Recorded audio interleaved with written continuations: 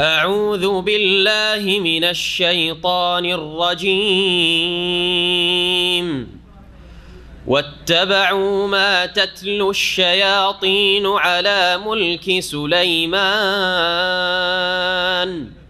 وما كفر سليمان ولكن الشياطين كفروا يعلمون الناس السحر وما أنزل على الملكين ببابل هاروت وماروت وما يعلمان من أحد حتى يقولا إنما نحن فتنة فلا تكفر فيتعلمون منهما ما يفرقون به بين المرء وزوجه وما هم بضارين به من أحد إلا بإذن الله ويتعلمون ما يضرهم ولا ينفعهم ولقد علموا لمن اشتراه ما له في الآخرة من خلاق ولبئس ما شروا به أنفسهم لو كانوا يعلمون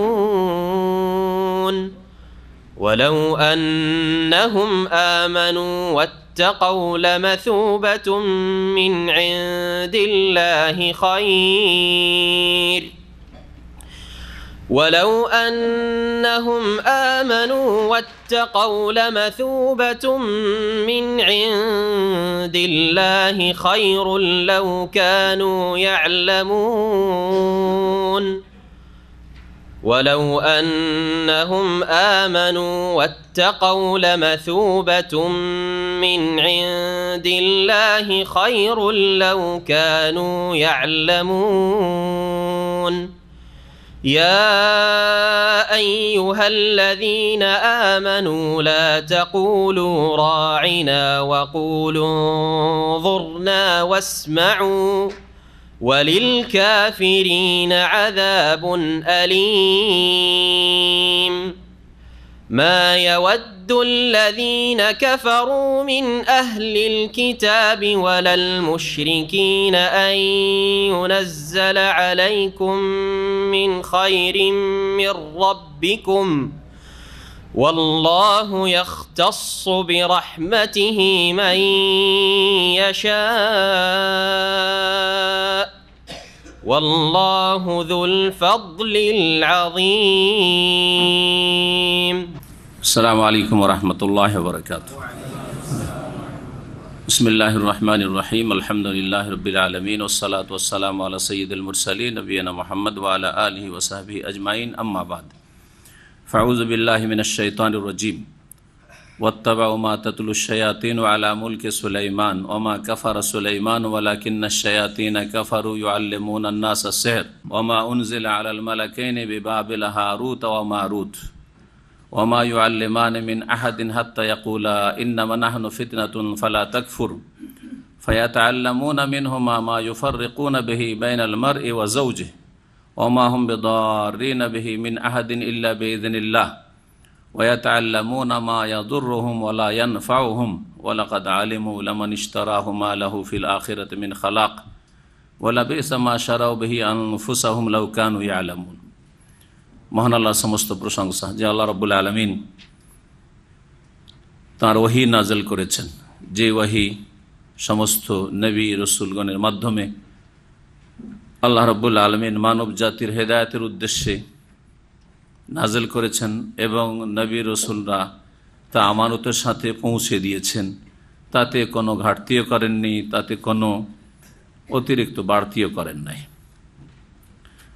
আর যারা আম্বিয়া রসুলগণের শত্রু, কাফির, ইহুদ, মুশরিক, মানুষ শয়তান, জিন শয়তান, তারা ওহীর অনুসরণ না করে, ওহীর প্রতি বিশ্বাস না করে তারা কুফরির প্রতি বিশ্বাস করেছে, জাদুর প্রতি বিশ্বাস করেছে, ওহীর অনুসরণ না করে, ওহীর বাস্তবায়ন না করে তারা জাদু শিখেছে এবং জাদুর বাস্তবায়ন করেছে। এ হচ্ছে বদ প্রকৃতির মানুষদের চরিত্র যুগে যুগে। এই চরিত্র প্রাচীন যুগে ইহুদিদের ছিল, আর আজকেও যারা কাফের মুশরিক মুসলিম সমাজের এমন অসৎ লোকেরা যারা স্পষ্ট কুফরিতে লিপ্ত, তারা জাদুর বিভিন্ন কর্মতৎপরতায় লিপ্ত, যার মাধ্যমে মানুষের ক্ষতি সাধন করে, মানুষের কাছ থেকে অবৈধভাবে ধন সম্পদ ভক্ষণ করে। আল্লাহ রাব্বুল আলামিন সূরা বাকারার আয়াত নম্বর 102-3 এই আয়াতগুলিতে জাদু সম্পর্কে আলোচনা করেছেন। এ জাদুর অনুসারী ছিল ইহুদিরা, যারা আজও বা কিয়ামত পর্যন্ত যুগে যুগে জাদুর অনুসারী, জাদুর কাজে লিপ্ত, তারা হচ্ছে ইহুদিদের অনুসারী। ইহুদিরা যেমন কাফের ছিল, তেমনি এরা হচ্ছে কাফের। জাদু করা, জাদু শিক্ষা, জাদুবিদ্যা এবং জাদুর বাস্তবায়ন এসব হচ্ছে বড় কুফরি কাজ, যা ইসলাম থেকে বের করে দেয়, মুসলিম থাকে না। জাদুর মাধ্যমে এক শ্রেণীর লোকেরা অলৌকিক অসাধারণ কিছু দেখায়, আর সেটাকে নিজেকে ধর্মের রং দিয়ে কেরামতি প্রকাশ করার চেষ্টা করে, বলে এগুলি হচ্ছে আমাদের কেরামতি অথবা আমাদের বুজরুগানের দিনের কেরামতি। সেগুলি কেরামতি নয়, সেগুলি হচ্ছে জাদু। জাদু, জি। এই জন্য মনে রাখবেন যে মুজিজা, কারামা বা কারামত আর জাদুতে পার্থক্য হচ্ছে যে মুজিজা আম্বিয়া রসুলগণকে আল্লাহ অসাধারণ কিছু দিয়ে থাকেন, যা আল্লাহর ক্ষমতায় কুদরতে হয়ে থাকে, নবী রসুলদেরও ক্ষমতা সেখানে থাকে না।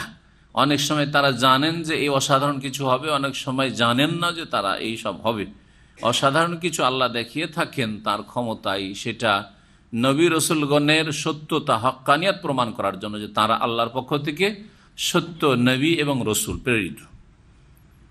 কারামত নবী রসুল ছাড়া, নবী রসুলের নেক উম্মত যারা সৎকর্মশীল, আকীদার ক্ষেত্রে, তাওহীদের ক্ষেত্রে সুন্নাহর অনুসারী, শিরক বিদআতে বিশ্বাসী নয়, আর শিরক বিদআতি আমলে তারা লিপ্ত নয়, এমন সহিহ আকীদার মুসলিম এবং সৎকর্মশীল, ফরজ ওয়াজিব আদায় করে, হারাম নাজায়েজ থেকে বেঁচে থাকে, এইরকম ভালো মানুষের হাতে যদি, তাদের জীবনে যদি অসাধারণ কিছু প্রকাশ পায়, সেটাও আল্লাহর ক্ষমতায়, তারা মোটেই জান। আম্বিয়া রসুলগণ তো যেহেতু তাদের কাছে ওহী আসতো, সেজন্য তারা জানতে কখনো কখনো পারতেন যে এটা একটা মুজিজা হতে যাচ্ছে। কিন্তু যারা ওলি আউলিয়া বা আল্লাহর নেক বান্দা, সহি আকীদার মানুষ, হ্যাঁ, সহি ইবাদত বন্দেগী করেনেওয়ালা এবং হারাম নাজায়েজ থেকে বেঁচে থাকে, ফরজ ওয়াজিবের হেফাজত করে, ওদের মাধ্যমে যেসব অসাধারণ কিছু মাঝে মধ্যে হয়ে থাকে, এটাও সত্য হতে পারে, সে সম্পর্কে তারা জানেনও না, আর তারা কোনো ক্ষমতাও রাখেন না, আর তাদের কাছে কোনো ফ্যাক্টরিও নেই যে যখন তখন কেরামতি দেখাবে। যেমন কেরামতি ছড়াছড়ি বিশেষ করে ভারত, বাংলাদেশ, পাকিস্তানে রয়েছে, এগুলি কেরামতি নয়, এগুলি ভেলকিবাজি, এগুলি হচ্ছে জাদু কর্মতৎপরতা। কারণ তাদের আকীদাতেই গড়বড় রয়েছে, আকীদায় শিরক আর বিদআতে ভর্তি রয়েছে, বহু হারামে লিপ্ত রয়েছে, সেহের জাদু টোনা করে, অসাধারণ কিছু দেখায়, আর মানুষকে ধোঁকা দেয় যে এগুলি হচ্ছে আমাদের আর আমাদের বুজুর্গানের দিনের কেরামতি। 3 নম্বর যেটা, মুসলিম সমাজের অসৎ লোকেরা অথবা অমুসলিম সমাজের অসৎ লোকেরা, যারা কাফের, মুশরিক অথবা শিরকি কুফরি কাজ করে, অসৎ ব্যক্তি বিভিন্ন হারামে লিপ্ত থাকে, পাপে লিপ্ত থাকে, বিভিন্ন হারাম অবৈধ পন্থায় নোংরামি করে কিছু কর্মকাণ্ড করে, যেগুলির মাধ্যমে অসাধারণ কিছু দেখায়, সেটা হচ্ছে অসাধারণ। সবগুলি মুজিজাও অসাধারণ, যেটা সাধারণভাবে হয় না, কেরামতিও অসাধারণ, আর সেহর জাদু অসাধারণ। কিন্তু পার্থক্য হচ্ছে, কি বললাম, যে মুজিজা নবী রাসূলগণ থেকে প্রকাশ পায় আল্লাহর ইচ্ছায়, কারামত সৎ লোকদের থেকে প্রকাশ পায় আল্লাহর ইচ্ছায়, তাদের কোনো ক্ষমতা থাকে না, তাদের জানাও থাকে না। আর সেহের জাদু, হ্যাঁ, ওর অসাধারণ অলৌকিক মনে হয় দেখে, এগুলি প্রকাশ পায় অসৎ লোকদের থেকে, যারা বিভিন্ন হারাম কাবিরায় বা কুফরিতে লিপ্ত। কুফরি ছাড়া, শিরক ছাড়া আর আল্লাহ ছাড়া, অন্যের সাহায্য ছাড়া জাদু হয় না। এই জাদু ওর কর্মকাণ্ড করে এগুলোকে বলে যে এগুলি আমাদের কেরামতি। এই শ্রেণীর লোকের সংখ্যা সবচাইতে বেশি মুসলিম সমাজের বেদাতপন্থীদের মধ্যে। সুতরাং এই রকম ধোঁকাবাজি থেকে সাবধান। আর আজকের তাফসীর আমাদের শুরু হচ্ছে এই বিষয়টি নিয়ে আয়াত নম্বর 102 থেকে। তার আগে আল্লাহ রাব্বুল আলামিন কি বলেছেন আগের সাথে সম্পর্ক রয়েছে। আগের 3টি আয়াতে মহান আল্লাহ প্রিয় নবী মুহাম্মদ রাসূলুল্লাহ সাল্লাল্লাহু আলাইহি ওয়াসাল্লামকে সম্বোধন করে বলছেন যে হে নবী, নিশ্চয়ই তোমার কাছে আমি সুস্পষ্ট আয়াত নাযিল করেছি কোরআনে কারীমের, আর সেগুলি একমাত্র সত্যত্যাগী অবাধ্যরা ফাসিক ছাড়া, পাপিষ্ট ছাড়া কেউ উপেক্ষা করতে পারে না। যদি ভালো মানুষ হয় তো অবশ্যই কোরআনে কারীমের আয়াত বিধিবিধান মেনে নেবে। যারা অস্বীকার করে তারা অসৎ, পাপিষ্ট, ফাসিক। বড় ফাসিক হচ্ছে কাফেররা, আর ছোট ফাসিক হচ্ছে অবাধ্য, নাফরমান কিন্তু নামেতে মুসলিম। তারপর আল্লাহ রাব্বুল আলামিন বলছেন যে ইহুদিদের কথা বিশেষ করে, কারণ যারা অবাধ্য হয়েছে কোরআনে কারীমের তাদের মধ্যে সবচেয়ে বড় অবাধ্য হচ্ছে ইহুদি জাতি। তাদের মাত্র কয়েকজন ছাড়া কেউ ইসলাম গ্রহণ করে নবী করিম সাল্লাল্লাহু আলাইহি ওয়াসাল্লামের হাতে, অথচ তাদের বড় একটা সংখ্যা ছিল মদিনায়। আর মদিনায় একটা ইসলামিক পরিবেশ ছিল, আওস এবং খাজরাজরা সব প্রায় মুসলিম হয়ে গেছে। এইরকম অনুকূল অবস্থা, এমন নয় যে অবস্থা খুব উল্টো দিকে ছিল সেই জন্য ইসলাম কবুল করায় জটিলতা ছিল না, ইসলাম কবুল করা, ইসলাম গ্রহণটাই সহজ ছিল। সেই সময়ে এই ইহুদিরা অবাধ্যতা প্রকাশ করেছে। আল্লাহ বলছেন যে তাদের কাছে যখনই কোনো আল্লাহ চুক্তি নিয়েছেন নবী রাসূলের মাধ্যমে, তখন তাদের একদল সেই চুক্তিকে ছুঁড়ে ফেলেছে, চুক্তি করেছে, ভঙ্গ করেছে। নাবাযাহু ফারিকুম মিনহুম বাল আকসারুহুম লা ইয়ালামুন, কারণ তাদের অধিকাংশ হচ্ছে মূর্খ। তাদের অধিকাংশ হচ্ছে মূর্খ, যারা জেনেও আমল করে না অথবা জানে না, দুটোই হচ্ছে মূর্খ। মুহাম্মদ রাসূলুল্লাহ সাল্লাল্লাহু আলাইহি ওয়াসাল্লাম যখন তাদের কাছে আসলেন কোরআনে কারীম নিয়ে, যে কোরআনে কারীমে তাদের কাছে যে কিতাব তাওরাত ইনজিল ছিল, সেই কিতাবগুলি আসমানি কিতাব, যদিও বিকৃত করে ফেলেছিল তারা, সেগুলি সত্যায়নকারী কিতাব। যখন তাদের কাছে নিয়ে আসলেন রাসূলুল্লাহ সাল্লাল্লাহু আলাইহি ওয়াসাল্লাম কোরআন, নাবাযা ফারিকুম মিনাল্লাযিনা উতুল কিতাবা কিতাবাল্লাহি ওয়ারাআ যুহুরিহিম কান্নাহুম লা ইয়ালামুন, তখন এই ইহুদি এবং নাসারা, উতুল কিতাব, আহলে কিতাব, যারা গ্রন্থধারী, আসমানি কিতাব যাদের উদ্দেশ্যে নাযিল হয়েছিল, যারা কোনো নবীর উম্মত, মুসা ঈসা আলাইহিস সালামের উম্মত ছিল যারা, এইসব লোকের একদল, বড় একটি দল, তারা কি করেছিল, আল্লাহর কিতাবকে ছুঁড়ে ফেলেছিল তাদের পেছনে, এমন ভাবে যে মনে হচ্ছে যে কোরআন সম্পর্কে তাদের কাছে কোনো নলেজই আসেনি, জ্ঞান আসে নাই। তাহলে যে কথাটা বলতে চাইছেন আল্লাহ এই 3টি আয়াত, সেটা হচ্ছে যে তাদের জন্য কোরআনে কারীম আল্লাহ সুস্পষ্ট আয়াত নাযিল করেছিলেন, শেষ নবীকে পাঠিয়েছেন। শেষ নবী তাদের কাছে যে কিতাবগুলি তাওরাত ইনজিল ছিল সেগুলিকে অস্বীকার করেনি, বলেছেন সেগুলি সত্যায়ন করেছেন, সেগুলিতে যেগুলো অবিকৃত ভালো কথা সেগুলিকে সাব্যস্ত রেখেছেন, আর যেগুলি তারা নিজেরা ঢুকিয়েছিল অথবা যুগ উপযোগী নয় সেগুলিতে আল্লাহ কিছু মনসুখ করেছেন, রহিত করেছেন। এইভাবে কোরআনে কারীম যখন নাযিল হলো তখন তারা কোরআনে কারীমকে, আল্লাহর কিতাবকে পেছনে ছুঁড়ে ফেলে দিল, এমনভাবে যেন তারা অজ্ঞ, কিছুই জানে এই সম্পর্কে। এরা যখন কোরআনের বিধান, ওহির বিধানকে ছুঁড়ে ফেলে দিল, তাহলে মানে কি? এরা প্রশ্ন উঠে, তাহলে মানে কি? কোন একটা কিছু তো মানে। আল্লাহ বলছেন যে এরা মানে কি শুনবে, ওয়াত্তাবাউ মা তাতলু শায়াতিন আলা মুলকি সুলাইমান। এই হচ্ছে আজকের আলোচনা, আগের আয়াতের সাথে সম্পর্ক। এরা শয়তান যে সব তাদেরকে পড়ে পড়ে শোনায় কানে কানে, জিন শয়তান, সেহের, জাদু, মন্ত্রতন্ত্র, এগুলির অনুসারী এরা, এগুলি নিয়ে মেতে আছে। ইহুদিরা জাদু নিয়ে মেতে ছিল নবী করিম সাল্লাল্লাহু আলাইহি সাল্লামের আবির্ভাবের সময়।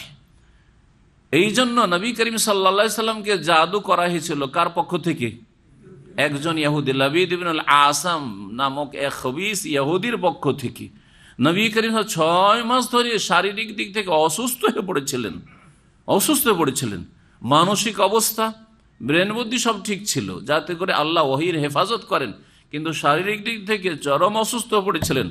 আল্লাহ রাব্বুল আলামিন প্রিয় নবী মুহাম্মদ সাল্লাল্লাহু আলাইহি সাল্লামের শিফার জন্য, আরোগ্যের জন্য, চিকিৎসার জন্য সূরা ফালাক এবং নাস নাযিল করেছিলেন। তার মধ্যে আল্লাহ রাব্বুল আলামিন তার থেকে জাদুকে দূর করেছিলেন, এবং সেই জাদু একটা কূপে পাথরে চাপা দিয়ে, কূপের নিচে পোতা ছিল সেটাকে উঠানো হয়েছিল, তাতে নবী সাল্লাল্লাহু আলাইহি ওয়াসাল্লামের চুল কিভাবে হাসিল করে নিয়ে তাতে 11টি গ্রন্থি গিরা দিয়ে গিরাগুলিতে মন্ত্র পড়ে পড়ে জাদু করেছিল ইহুদি। এসব থেকে আল্লাহ রাব্বুল আলামিন নবী মুহাম্মদ সাল্লাল্লাহু আলাইহি ওয়াসাল্লামকে মুক্ত করেছিলেন সূরা ফালাক এবং নাসের মাধ্যমে। তো আল্লাহ বলছেন যে এই ইহুদিরা কোরআনের অনুসরণ করেনি, এমনকি তাওরাত ইনজিলের অনুসরণ করলো না।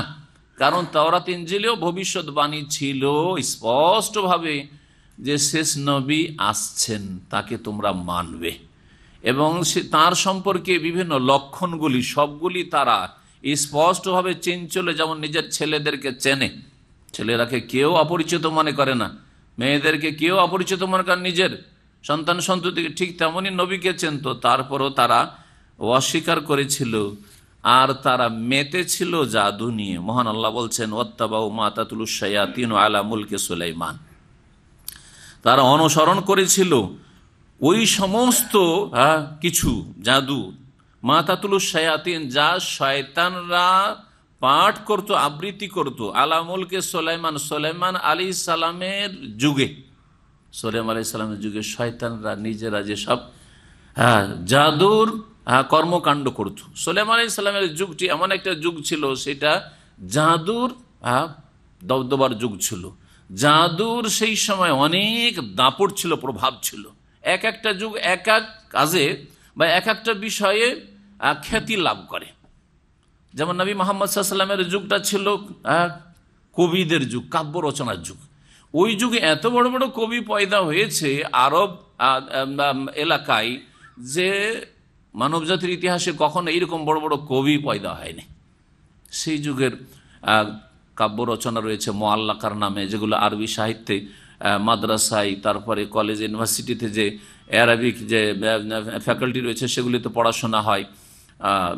এইসব কাব্য রচনা জাহিলি যুগের বড় বড় কবিদের কবিতা প্রসিদ্ধ রয়েছে, যা আমরাও পড়েছি।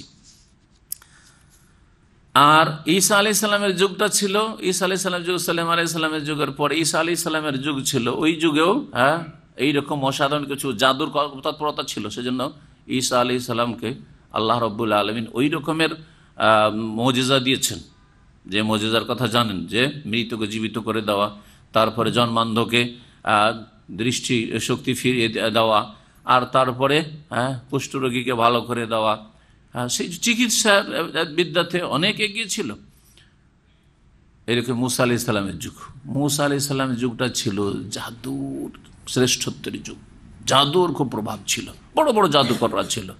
এই জন্য ফেরাউন মুসা আলাইহিস সালামকে দমন করার জন্য জাদুকরদেরকে জমা করেছিল, কিন্তু তারা হার মেনেছিল শেষ পর্যন্ত। কিসের কাছে? একটা মুজিজার কাছে। সেই মুজিজা ছিল নবী মুসা আলাইহিস সালামের আসা মুসা আলাইহিস সালামের হাতের লাঠি, যে লাঠি দিয়ে নবী হওয়ার আগে তিনি বকরি চড়াইতেন। বকরির জন্য গাছ থেকে গাছের পাত ঝেড়ে পেড়ে দিতেন। ওই লাঠিটাকে আল্লাহ মুজিজা বানিয়ে দিলেন, তাতে আল্লাহ মুজিজা অলৌকিকত্ব দিয়ে দিলেন, অসাধারণ ক্ষমতা। সেই লাঠি মাটিতে ফেলে দিলে, নবী হওয়ার পরে আল্লাহ যেন মুজিজা দিলেন, মাটিতে ফেলে দিলে কি হয়ে যেত? বড় অজাগর সাপ হয়ে যেত। এই একটা সাপে তাদের বহু রশি আর লাঠি, অসংখ্য লাঠি আর রশি নিয়ে এসে জাদুকর এসেছিল। সবগুলিকে গোটা মাঠে হাজার হাজার তাদের সাপ, জাদুর সাপ, রশি আর লাঠিগুলি জাদুকরদের সব সাপ হয়েছে। সে সবগুলিকে ফাইজাহা তালকাফু মা ইয়াফিকুন, যে মিথ্যা রচনা করেছিল, অর্থাৎ যে জাদু দেখিয়েছিল, সবগুলিকে গিলে ফেলে দিল এই একটা মুজিজাতে। মুজিজার সামনে জাদু টিকতে পারে না। তো সুলাইমান আলাইহিস সালামের যুগে জাদুর খুব চর্চা ছিল, কিন্তু সুলাইমান আলাইহিস সালামের জাদুর সাথে কোনো সম্পর্ক ছিল না। বরং জাদু প্রত্যেক নবী রসুলদের দিনে কুফরি কাজ, আর কুফরি শিরকি মন্ত্রতন্ত্র ছাড়া হয় না। সুতরাং আম্বিয়া রসুলগণ সকলে সতর্ক করেছেন। নবী রসুলগণ কখনো জাদুর কাজে লিপ্ত হননি। তাদের কাছে ছিল মুজিজা, সৎ লোকদের অলৌকিকত্ব, আল্লাহ প্রদত্ত। কিন্তু ইহুদিরা সুলাইমান আলাইহিস সালামের ওপর মিথ্যা অপবাদ দিত, তহমত দিত। আর নবী সাল্লাল্লাহু আলাইহি ওয়াসাল্লামের জামানাতে ইহুদিরা এই দাবি করত যে সুলাইমান আলাইহিস সালামের যে হুকুমত চলতো, রাজত্ব চলতো, সেটা জাদুর বলে। কিসের বলে? জাদুর বলে। সুলাইমান আলাইহিস সালাম যে পাখি জগতে রাজত্ব করে আর পশুর ভাষা বুঝে, আর তারপরে সকালবেলা 6 মাসের রাস্তা ভ্রমণ করে, 1 মাসের রাস্তা, গদুওয়া শাহরুন ও রাওয়াহা শাহরুন, সকালবেলা 1 মাসের রাস্তা, 1 মাসের রাস্তা সফর, বাইতুল মুকাদ্দাস থেকে একবার ইয়ামান পর্যন্ত 1 মাস ভ্রমণ করতে চলে এসে, আর সন্ধ্যাবেলা আর 1 মাসের রাস্তা, বাতাস তাকে নিয়ে উঠত। এরকম আল্লাহ রাব্বুল আলামিন সবকিছুর উপর যে তাকে রাজত্ব দিয়েছিলেন, সেটা ছিল আল্লাহ নবী সুলাইমান আলাইহিস সালামের দুআ, রব্বিগফিরলি ওয়াহাবলি মুলকান লা ইয়ানবাগি লিআহাদিন মিন বাদিহি, আল্লাহ আমাকে ক্ষমা করে দাও এবং আমাকে এমন রাজত্ব দান করো, লা ইয়ানবাগি লিআহাদিন মিন বাদি, আমার পরে কেউ যেন ওই রকম রাজত্ব না পায়, এমন রাজত্ব আমাকে দান করো, অসাধারণ রাজত্ব। তো আল্লাহ প্রদত্ত ছিল এই রাজত্ব। কিন্তু ইহুদিরা কি অপবাদ দিল যে সুলাইমান আলাইহিস সালামের রাজত্বের উৎস কি ছিল? জাদু। এই রাজত্ব চলেছে জাদুর ভিত্তিতে, জাদুর বলে। কেন? কারণ যদি এই রঙে রঙাইতে পারি এই জাদুকে, যে এটা হচ্ছে সুলাইমান আলাইহিস সালামের কাজ, তাহলে কাজটা খারাপ নয়। কারণ সুলাইমান আলাইহিস সালামের দেশ চলতো, রাজত্ব চলতো কিসের বলে? জাদুর বলে। সুলাইমান আলাইহিস সালাম নবী যদি জাদু করেন তো আমরা করলাম তো কি হলো? ঠিক কিনা? বুঝতে পারছেন অসৎ লোকদের অবস্থাটা? যে হ্যাঁ। আর সেটা শুধু ইহুদিদের মধ্যে সীমিত থাকেনি। বর্তমান যুগে ভারত, বাংলাদেশ, পাকিস্তানে যতগুলি দোয়া তাবিজের কিতাব আছে, ইল্লা মাশাআল্লাহ সহিহ আকীদার কিতাব ছাড়া, তাবিজ তো ইসলামে নেই, আর দোয়ার কিতাব আছে, কিন্তু তাবিজের যতগুলি কিতাব আছে সবগুলি হচ্ছে জাদু টোনাতে ভরা, মন্ত্রতন্ত্রতে ভরা। আর নাম কত সুন্দর। একটি কিতাব আছে, 2-3 খণ্ডে আছে, উর্দুতে আছে, প্রথম ফার্সিতে ছিল, ফার্সি থেকে উর্দুতে এসছে, আমি উর্দুতে পড়েছি, আর তারপরে বাংলাতে হয়েছে। উর্দুতে কিতাবের নাম হচ্ছে নকশে সুলাইমানি, নকশে সুলাইমানি। বাংলাতে ওর নাম করেছে, তর্জমা করে সুলাইমানি নকশা। কি? সুলাইমানি নকশা। সুতরাং যতগুলি নকশা ফকশা দেখছেন না, এই নকশার তাবিজ সবগুলি হচ্ছে সুলাইমানের দোহাই দিয়ে আজকেও ইহুদিদের অনুসারী বিদাতপন্থীরা, শিরকি কুফরি আকীদা বিশ্বাসী, তাবিজ তোমারে বিশ্বাসীরা এই চালাচ্ছে, এই ব্যবসা চালাচ্ছে। সুলাইমানি নকশা। বয়স তখন আমার 14-15, বেশি না, বেশি বুঝি না। হ্যাঁ, 2য়-3য় ক্লাসে পড়ি, আর একটা লাইব্রেরিতে গিয়েছি, হাটে একটা ইসলামিক লাইব্রেরি, ইসলামিক বই পুঁথি পাওয়া যায়। গিয়ে দেখি যে সুলাইমানি নকশা, তখন 2-3 খণ্ড ছিল, তার দাম প্রায় 25-30। আমার জন্য অনেক বেশি। 25-30 টাকা পাবো কোথায়? 2-4, 5-7 টাকা, 10 টাকা, এটা অনেক আমাদের জন্য তখন।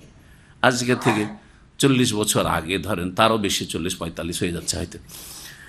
তো সেই সময় মনটা চাইলো, বুঝি না তো যে সুলাইমানি নকশা মানে এখানে জাদু আর মন্ত্রতন্ত্র ভরা আছে। আমি যে দোয়া তাবিজের কিতাব, কেনার পয়সা নেই, তখন লাগলাম পড়তে, বসে বসে লাইব্রেরির এক কোণাতে বসে লাগলাম পড়তে। জি হ্যাঁ। আর পড়তে পড়তে 1-2 ঘন্টা বসে পড়লাম, খুব মজা লাগলো। আমার নিজের জিন্দগির কথা বলছি, খুব ভালো লাগলো। তাতে দেখলাম যে একটা মেয়ে যদি পছন্দ হয়ে যায়, আর যদি মেয়ের বাবা রাজি না হয় বা মেয়েটা রাজি না হয়, তো কি করে মেয়েটাকে বিয়ে করতে হবে, মেয়েটার সাথে কি করে প্রেম করতে হবে, উঠিয়ে নিয়ে আসতে হবে। আউযুবিল্লাহ, আজকে আউযুবিল্লাহ পড়ছি, কিন্তু তখন তো ভালোই লাগলো, যে কথা তো ভালো। হ্যাঁ, আস্তাগফিরুল্লাহ ওয়া আতুবু ইলাইহি। তো এইসব দেখে মন্ত্রতন্ত্র, এই যদি রোগ হয় তো এই রোগের এই চিকিৎসা, এই চিকিৎসা চিকিৎসা, এইসব দেখে ভালোই মনে হলো, যেটা তো ভালোই কিতাব মনে হচ্ছে। হ্যাঁ, আর উর্দুতে লেখা আছে, আবার কিছু কোরআনের আয়াত লেখা আছে। দেখেন ধোকাবাজি, কিছু কোরআন আয়াত লেখা আছে, হ্যাঁ, সূরা ফালাক, নাস লেখা আছে, ইত্যাদি লেখা আছে।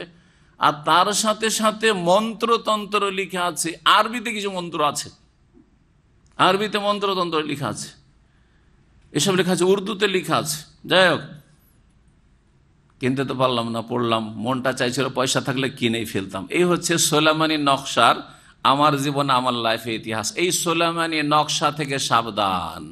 আমলে কোরআনের নামে এক হাকিমুল উম্মাতের কিতাব আছে, তাতেও এইরকম নকশা আর এই তাবিজ আর আপনার ওই জাদু টোনা ভরা আছে। বুঝতে পেরেছেন? ওতেও প্রেমের শিক্ষা দেওয়া আছে। এর বিপরীতও শেখানো আছে, এই আয়াতে ওইটা আসবে। যেমন স্বামী স্ত্রীতে বিয়ে করে নিয়ে এসছে, মিল মোহাব্বত হয় না, প্রেম কেমন করে সৃষ্টি করতে হবে, বলছে এইটা তো আর খারাপ না, কারণ বিয়ে করেছে, ওকে ভালোবাসে না, স্বামী স্ত্রীকে ভালোবাসে না, স্ত্রী স্বামীকে ভালোবাসে না, প্রেম কেমন করে পয়দা করতে হবে, এই তদবির শেখানো হয়েছে এই জাদুতে। আবার এর বিপরীতটাও শেখানো হয়েছে, কেমন করে ছাড়াইতে হবে, দুইজনে খুব মিল মোহাব্বত, হ্যাঁ, ছেলেতে আর বৌমাতে খুব মোহাব্বত, শাশুড়ি চাই না, হ্যাঁ, বা ওই ছেলের মা চাই না যে এই বউ থাক, এই বউকে তাড়াইতে হবে, তখন কেমন করে তদবির করতে হবে, এই শয়তানি কুফরি এই সবও শেখানো আছে। কথা বুঝতে পেরেছেন? জি, এগুলোর নাম হচ্ছে কি আমালে কোরআনি, এগুলোর নাম হচ্ছে কোরআনি দুয়া তাবিজ, এগুলোর নাম হচ্ছে সুলাইমানি নকশা। আর এই সব তালিম শিক্ষা কোত্থেকে এসছে? মা তাতলু শায়াতিন আলা মুলকি সুলাইমান ওয়া মা কাফারা সুলাইমান ওয়ালাকিন্না শায়াতিনা কাফারু ইউআল্লিমুনা আন-নাস আস-সিহর। এই ছিল সেহের জাদু, এগুলি সুলাইমান আলাইহিস সালামের শিক্ষা ছিল না, কিন্তু সুলাইমানের দোহাই দিয়ে, সুলাইমানের মিথ্যা অপবাদ দিয়ে ইহুদিরা এই জাদুর কর্মকাণ্ড চালাতো, কুফরি চালাতো, সেটাকে ধর্মীয় রং দিয়েছিল। আজকেও মুসলিম সমাজের বেদাতপন্থীরা ধর্মের রং দিয়েছে এই জাদুকে, যেগুলো হচ্ছে অমুক দুয়া তাবিজ করেছে। কত চমৎকার ভাষা! দুয়া, দুয়া ছাড়া তোমরা বাঁচতে পারবো না, কারণ আল্লাহ তো বলছেন উদুয়ানি আস্তাজিব লাকুম, হ্যাঁ, তোমরা অসহায় তুমুল ফুকারা ইলাল্লাহ, তাই না? দুয়া চমৎকার নাম। আর তাবিজ, দুয়ার সাথে যখন তাবিজ লাগানো হয়েছে তো খুব খারাপ না, কারণ আমাদের দেশের আকীদার শিক্ষা নেই। সুতরাং তাবিজ যদি আত্মরক্ষার জন্য বা সুস্থ হওয়ার জন্য, রোগের আরোগ্যের জন্য তাবিজ করি, এমন কোন দোষ হলে ওটাও একটা তদবির, ওষুধ খাওয়ার মতো। এইভাবে কানাকে হাইকোর্ট দিয়ে তাবিজের শিরক মুসলিম সমাজে চলছে। অথচ নবী মুহাম্মদ রাসূলুল্লাহ বলছেন যে মান তাআল্লাকা তামিমাতান ফাকাদ আশরাকা, যে তাবিজ লটকালো সে শিরিক করলো, আও কাফারা বা কুফরি করলো। দুই হাদিসই রয়েছে। মান তাআল্লাকা তামিমাতান ফাকাদ ওকিলা ইলাইহি, যে তাবিজ লটকাবে তাকে আল্লাহ সাহায্য করবেন না, তাবিজের হাওয়ালা করে দেওয়া হবে, তাবিজের সুপুর্দ করে দেওয়া হবে, তাবিজের দিকেই তাকে ফিরিয়ে দেওয়া হবে। জি, মান তাআল্লাকা তামিমাতান ফালা আতাম্মাল্লাহু লাহু, যেই ব্যক্তি তাবিজ লটকাবে তার যেন মনস্কামনা, উদ্দেশ্য আল্লাহ পূরণ না করে, ব্যর্থ করে আল্লাহ রাব্বুল আলামিন। নবী করিম সাল্লাল্লাহু আলাইহি ওয়াসাল্লাম বদদুয়াও দিয়েছেন, বিভিন্ন হাদিস রয়েছে। শিরক, আল্লাহ অসহায় ছেড়ে দেবেন, হ্যাঁ, আল্লাহর সাহায্য নেমে আসবে না, মনস্কামনা আল্লাহ পূরণ করবেন না, শ্রম সার্থক হবে না, ব্যর্থ হবে দুনিয়াতে। এসব কথা থাকার পরেও আমাদের ভারত, বাংলাদেশ, পাকিস্তান কি আজব তাবিজ দেশ। আর তাবিজ কত যে দাম দিয়ে বিক্রি হয়, সস্তা, 1 টাকা থেকে শুরু করে কত হাজার টাকা পর্যন্ত বিক্রি হয়। এক ছেলে, আলহামদুলিল্লাহ, আমার আলোচনা শুনে হেদায়েত হয়েছে, আজকে 8-10 বছর আগে এখানে দামামে দেখা, এসে সাক্ষাৎ করলে আসার বলবো যে শেখ বলছে যে আমার বাবা এক ক্যান্টনমেন্ট আছে, সেখানকার মসজিদের ইমাম, হ্যাঁ, আর সেখানকার ইমাম কিন্তু তিনি যে তাবিজ করেন না, আমার বাবা এক একটা তাবিজ 5,000-7,000 টাকা করে বিক্রি করেন। 5,000-7,000 তখন শুনেছেন না, 5,000-7,000। আপনারা তো অনেকে বলছেন যে এর চাইতে দামি দামি তাবিজ বিক্রি হয়, তাই না? জি হ্যাঁ, এই তাবিজ হচ্ছে শিরক। আর এই মন্ত্রতন্ত্র, এইসব সুলাইমান আলাইহিস সালামের দোহাই দিয়ে ইহুদিরা শুরু করেছে, ইহুদিদের অনুসরণ। জি শোনেন, এখন ইমাম ইবনে কাসির রাহমাতুল্লাহ আলাইহি এই আয়াতে যেহেতু হারুত মারুতের কথা রয়েছে, তারা ফেরেশতা ছিলেন না মানুষ ছিলেন, এই দুটি মত রয়েছে। যদিও তারা ফেরেশতা ছিলেন, এই মতটিকে অধিকাংশ তাফসীরকারগণ প্রাধান্য দিয়েছেন।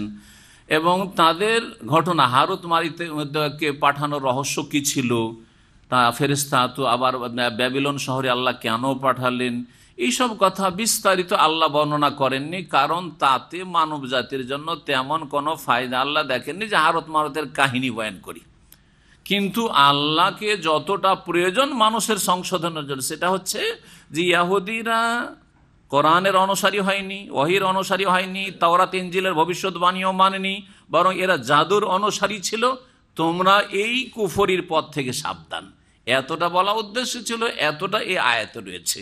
এবং জাদুবিদ্যা যে কুফরি, ইন্নামা নাহনু ফিতনাতুন ফালা তাকফুর, এই জাদুবিদ্যা হচ্ছে পরীক্ষা তোমাদের জন্য, সুতরাং তোমরা কুফরি করিও না, মানে জাদুবিদ্যা হচ্ছে কুফরি। ওমা কাফারা সুলাইমান ওয়ালাকিন্না শায়াতিনা কাফারু, সুলাইমান আলাইহিস সালাম কুফরি করেননি, হে ইহুদিরা তোমরা কাফের ছিলে, তোমাদের শয়তানরা কাফের ছিল।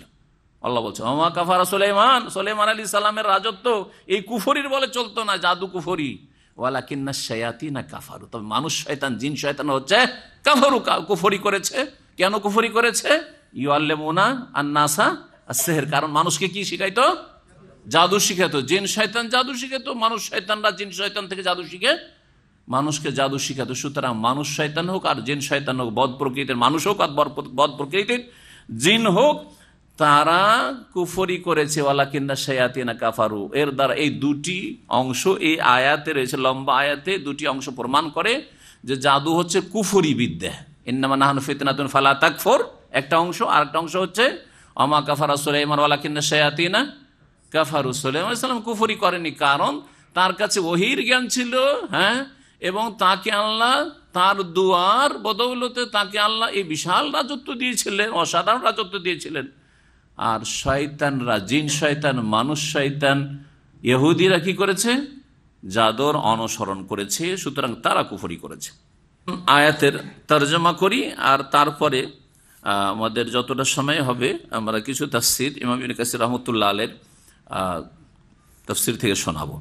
মহান আল্লাহ বলছেন ওয়াত্তাবাউ মা তাতলুশ শায়াতিনু আলা মুলকি সুলাইমান, এই ইহুদিরা অনুসরণ করেছিল ওই সমস্ত কিছুর, মা তাতলুশ শায়াতিন, যা শয়তানরা আবৃত্তি করত, পাঠ করত, আলা মুলকি সুলাইমান, সুলাইমান আলাইহিস সালামের আমলে। ওয়া মা কাফারা সুলাইমান, তবে সুলাইমান আলাইহিস সালাম কুফরি করেন না। সুলাইমান আলাইহিস সালামের উপর যে এরা অপবাদ দিয়েছে যে তার রাজত্ব চলতো কিসের বলে? জাদুর বলে, আর জাদুবিদ্যা কুফরি, তাহলে সুলাইমান কি কুফরি করেছেন? না, সুলাইমান আলাইহিস সালাম কুফরি, ওয়ালাকিন্না শায়াতিনা কাফারু, তবে শয়তানরা কুফরি করেছে। কেন? ইউআল্লিমুনা আন-নাসা আস-সিহর, যেহেতু তারা মানুষকে জাদুবিদ্যা শেখাতো। ওমা উনজিলা আলাল মালাকাইনি বিবাবিল হারুত ওয়া মারুত, আর ওমা উনজিলা আলাল মালাকাইন, আর যা কিছু অবতীর্ণ করা হয়েছিল, মা, এই মাটা কি, এই নিয়ে দুটি মত রয়েছে। একটি মত হচ্ছে মা হচ্ছে নাফিয়া, নায়ের অর্থ বহন করে, নেতিবাচক, ওটা অর্থ করব। আর আরেকটা হচ্ছে মা হচ্ছে মৌসুলা, আর যা কিছু, আল্লাযী। ওমা উনজিলা আলাল মালাকাইন, আর যা কিছু নাজিল করা হয়েছিল দুই ফেরেশতার ওপর ব্যাবিলন শহরে, অর্থাৎ যেটাকে আরবিতে বাবেল বলা হয়, ইরাকের একটি প্রসিদ্ধ শহর।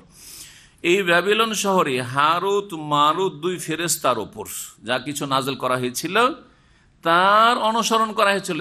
হারুত মারুত ফেরেশতাকে আল্লাহ রাব্বুল আলামিন এই আয়াতে যদি মা মানে যা কিছু এই অর্থ করি, তাহলে এই হারুত মারুত দুই ফেরেশতা ছিলেন।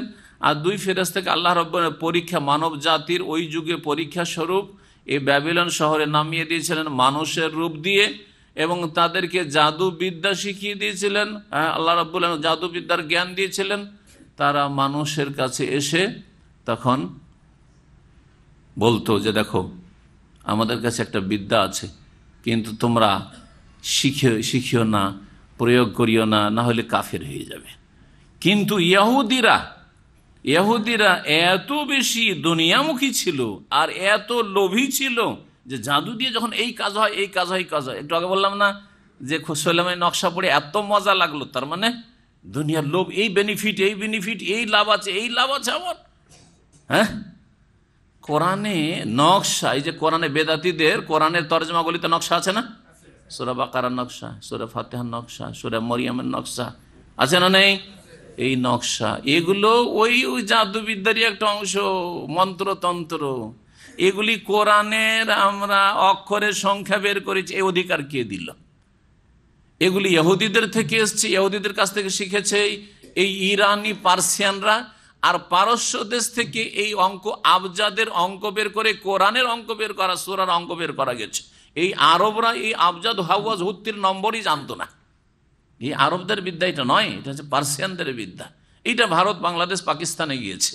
যা তারপরে প্রত্যেকটা সূরা একটা করে নকশা তৈরি করে দেওয়া হয়েছে। আর বিসমিল্লাহির রহমানির রহিম অঙ্ক বের করা হয়েছে কত?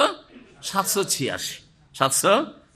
786 গাড়িতে লেখা চলে, বাড়িতে লেখা চলে, হ্যাঁ, আর চিঠিতে লেখা চলে। 786 লিখবে না এলাই ভরসা। আগে আমাদের বাপ দাদারা আত্মীয় স্বজনদের চিঠিপত্র দেখেছেন, এলাহি ভরসা, বিসমিল্লাহির রহমান লিখবে না, বিসমিল্লাহির রহমানির রহিম লিখবে না। অথচ 1400 বছর আগে নবী মুহাম্মদ সাল্লাল্লাহু আলাইহি সাল্লাম কি লিখছেন? বিসমিল্লাহ। তার আগে সুলাইমান আলাইহিস সালাম বিলকিসকে চিঠি লিখছেন, ইন্নাহু মিন সুলাইমান ওয়া ইন্নাহু, এলাহি ভরসা না, ওয়া ইন্নাহু 786, হ্যাঁ, ইন্নাহু মিন সুলাইমান ওয়া ইন্নাহু বিসমিল্লাহির রহমানির রহিম আল্লাহ তাআলু আলাইয়া ওয়া আতুনি মুসলিমিন। এই চিঠি হচ্ছে সুলাইমান আলাইহিস সালামের পক্ষ থেকে, ওয়া ইন্নাহু বিসমিল্লাহির রহমানির রহিম, আর এই চিঠি শুরু করছে বিসমিল্লাহির রহমানির দিয়ে শুরু করছে, সেই আল্লাহর নামে যিনি পরম করুণাময় বড় দয়ালু। এই বলি আল্লাহ তাআলু আলাইয়া, আমার সামনে অহংকার করিও না, ওয়া আতুনি মুসলিমিন, আর আমার কাছে মুসলিম হয়ে হাজির হও। কাকে চিঠি লিখেছিলেন? বিলকিস রানীকে, ইয়ামান দেশের রানীকে চিঠি লিখেছেন নবী সুলাইমান আলাইহিস সালাম। তাহলে ইসলাম ওয়াহিদ শিক্ষা বিসমিল্লাহির রহমানির রহিম, এর বিরোধিতা করেছে মক্কার মুশরিকরা। জি, যখন হুদায়বিয়ার সন্ধি হলো, নবী সাল্লাল্লাহু আলাইহি ওয়াসাল্লাম সন্ধি শুরু করলেন বিসমিল্লাহির রহমানির রহিম দিয়ে, মক্কার মুশরিকরা বাধা দিল, বলছে রহমানির রহিম আমরা মানি না, তাহলে কি লিখতে হবে? বলছে বিসমিকা আল্লাহুম্মা লিখো। বিসমিকা আল্লাহকে মানি কিন্তু রহমান মানি না, বিসমিকা আল্লাহুম্মা লিখো। দেখেন বিসমিল্লাহর বিরোধিতা করেছে মক্কার মুশরিকরা। বুঝা গেছে কিনা? নবী মুহাম্মদ সাল্লাল্লাহু আলাইহি ওয়াসাল্লাম যখন রাজা বাদশাদের চিঠি লিখলেন, তখন বিসমিল্লাহির রহমানির রহিম দিয়ে চিঠি লিখেছেন। আর আমাদের সমাজের চিঠি এলাহি ভরসা, যদি ভালো হয় তাহলে এলাহি ভরসা, আর না হলে 786। আচ্ছা, 786 যদি চিঠিতে লেখা যায়, আর গাড়িতে বাড়িতেও লেখা যায়, তাবারকের জন্য লেখা যায়, তো খাওয়ার শুরুখানে যদি বলি 786 চলবে না? চলবে না কেন? চলবে না? হাসছেন কেন? আপনাদের মুরব্বীরা তো 786 শিখিয়েছে, ওদের বলেন যদি 786 বিসমিল্লাহর বিকল্প হয়, তো যাবতীয় ক্ষেত্রে বিকল্প, সব জায়গায় বিকল্প। হ্যাঁ, বিবির কাছে যাবেন বিসমিল্লাহ আল্লাহ জান্নাবিনা শয়তানা করার দরকার কি? 786, ইয়া আল্লাহ, হ্যাঁ 786। এইরকম যে কোনো ক্ষেত্রে বিসমিল্লাহ বলা আছে, ওখানে কি করবেন? 786। ওযুর শুরুতে 786, হ্যাঁ, সূরা ফাতিহার আগে বিসমিল্লাহ বলার দরকার কি? 786। আরবিতে শিখে নেবেন, আরবিতে অঙ্ক শিখেই গেছেন, 786 তো বলতেই পারবেন। 786 টাকা বেতন হলে বলবেন না কফিলকে যে এত টাকা পাবো তোর কাছে? তো শিখেই তো গেছেন দুনিয়ার গরজে, দিনের গরজে, ইসলাম আর কোরআন শিখেন আর না শিখেন, দুনিয়ার বেতনের গরজে তো কিছু সংখ্যা শিখেই গেছেন। 786। হাওলা ওয়ালা কুওয়াতা ইল্লা বিল্লাহ। ওমা উনজিলা আলাল মালাইকাইনি বিবাবিল হারুত ওয়া মারুত, আর যা কিছু নাজিল করা হয়েছিল দুই ফেরেশতার উপর বাবেল শহরে, ব্যাবিলন শহরে, দুই ফেরেশতা হচ্ছে হারুত ও মারুত।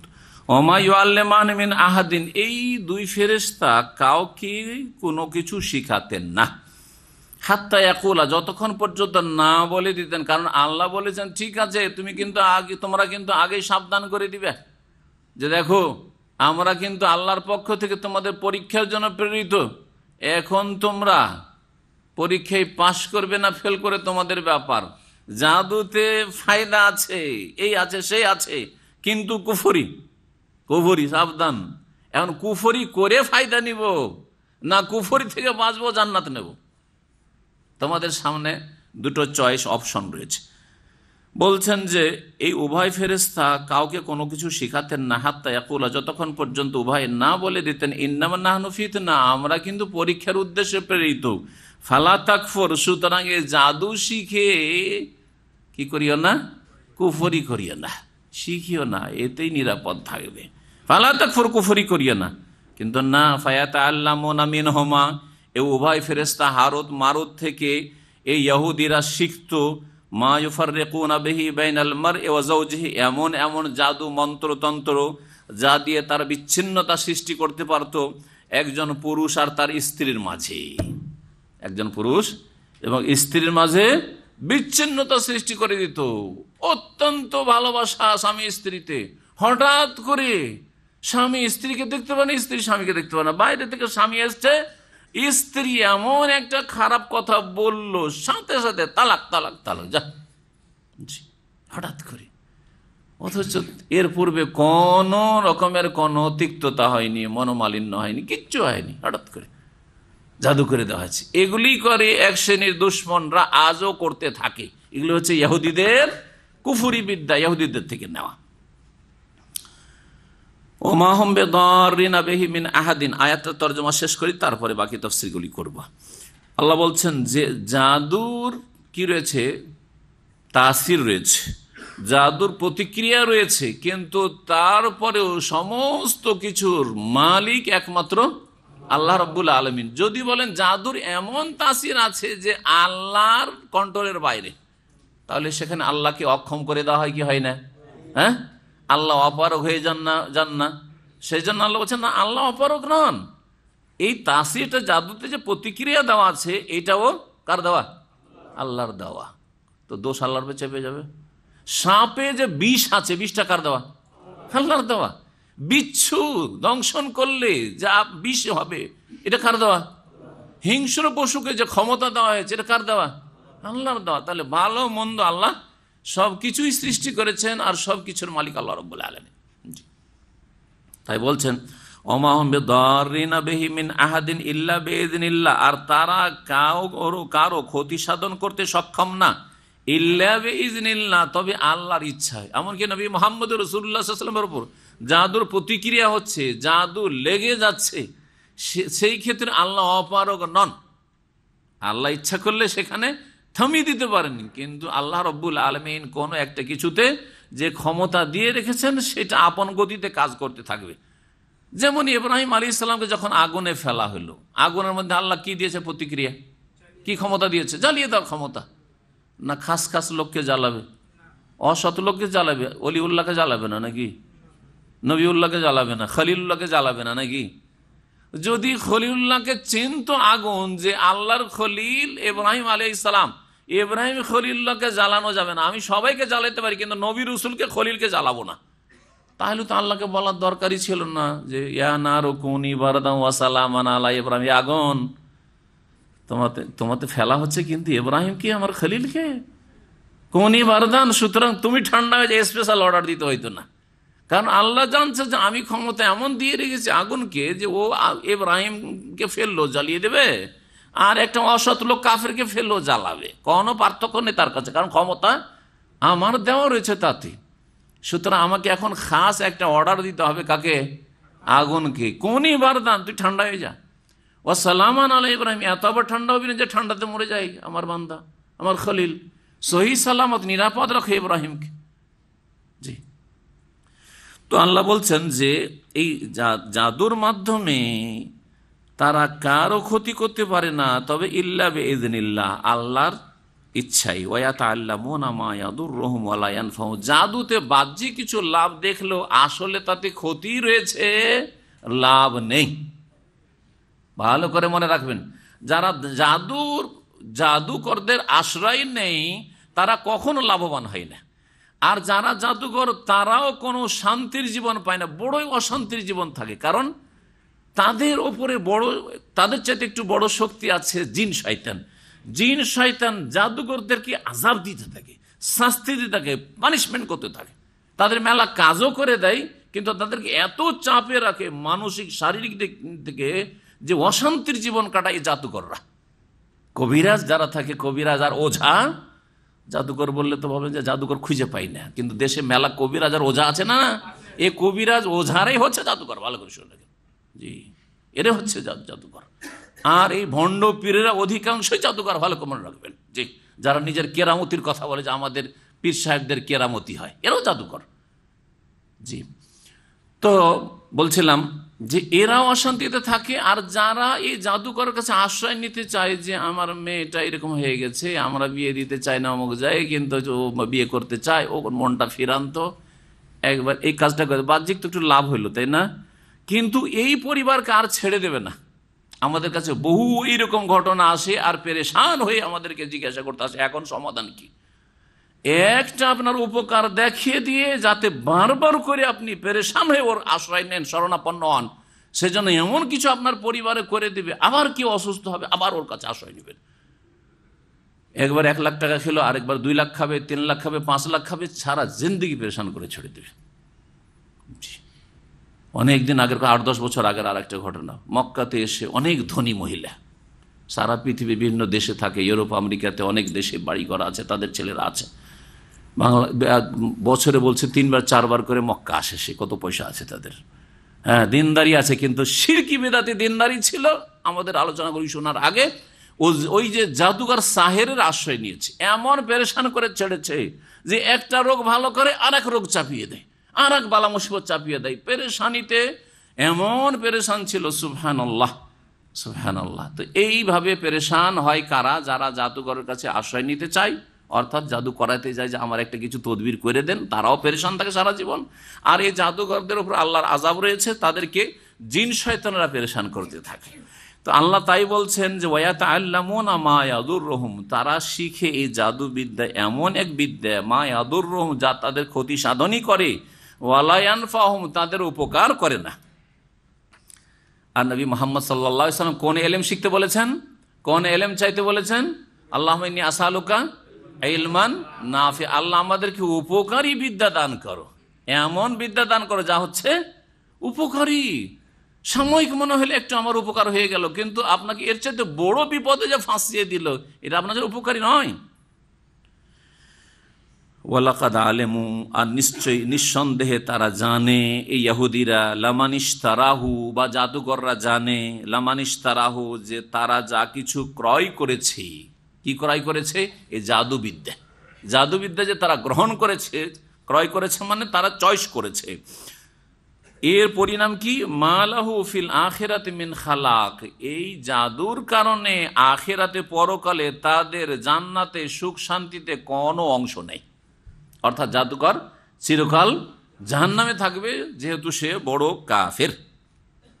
এইরকমই জাদু যারা করবে করাবে, তারাও যারা করবে করাবে। অনেকে নিজে জাদু বিদ্যা জানে না, কিন্তু জাদুকরের কাছে গেল তো বলছে অমুক আমার সাথে খুব দুশ্মনী তার, ওকে একটা বান মেরে দেন তো। হ্যাঁ, মা লাহু ফিল আখিরাতি মিন খালাক, আখিরাতে কোনো অংশ নেই জান্নাতে, যতই নামাজ রোজা হজ যাকাত করনেওয়ালা হন না কিনা। কিন্তু আপনি আপনার ঈমান ইসলাম ভঙ্গ করলেন এই কুফরি কর্মকাণ্ডের মাধ্যমে। মা লাহু ফিল আখিরাতি মিন খালাক ওয়ালা বিসা মা শারাউ বিহি আনফুসাহুম, আর বড়ই নিকৃষ্ট, বড়ই জঘন্য অবশ্যই, মা শারাউ বিহি আনফুসাহুম, যার বিনিময়ে নিজেকে তারা বিক্রয় করে দিয়েছে। এই জাদুবিদ্যা বড়ই নিকৃষ্ট, মা শারাউ বিহি আনফুসাহুম, যার বিনিময়ে নিজেকে বিক্রি করে দিয়েছে, অর্থাৎ নিজেকে জাহান্নামে ফেলে দিল, আর এদিকে জাদুবিদ্যাতে ব্যস্ত হয়ে গেল। বড়ই জঘন্য এই বিদ্যা, যে বিদ্যায় নিজেকে বিক্রি করে ফেলেছে। লাউ কানু ইয়ালামুন, যদি তারা উপলব্ধি করতো বা জানতো।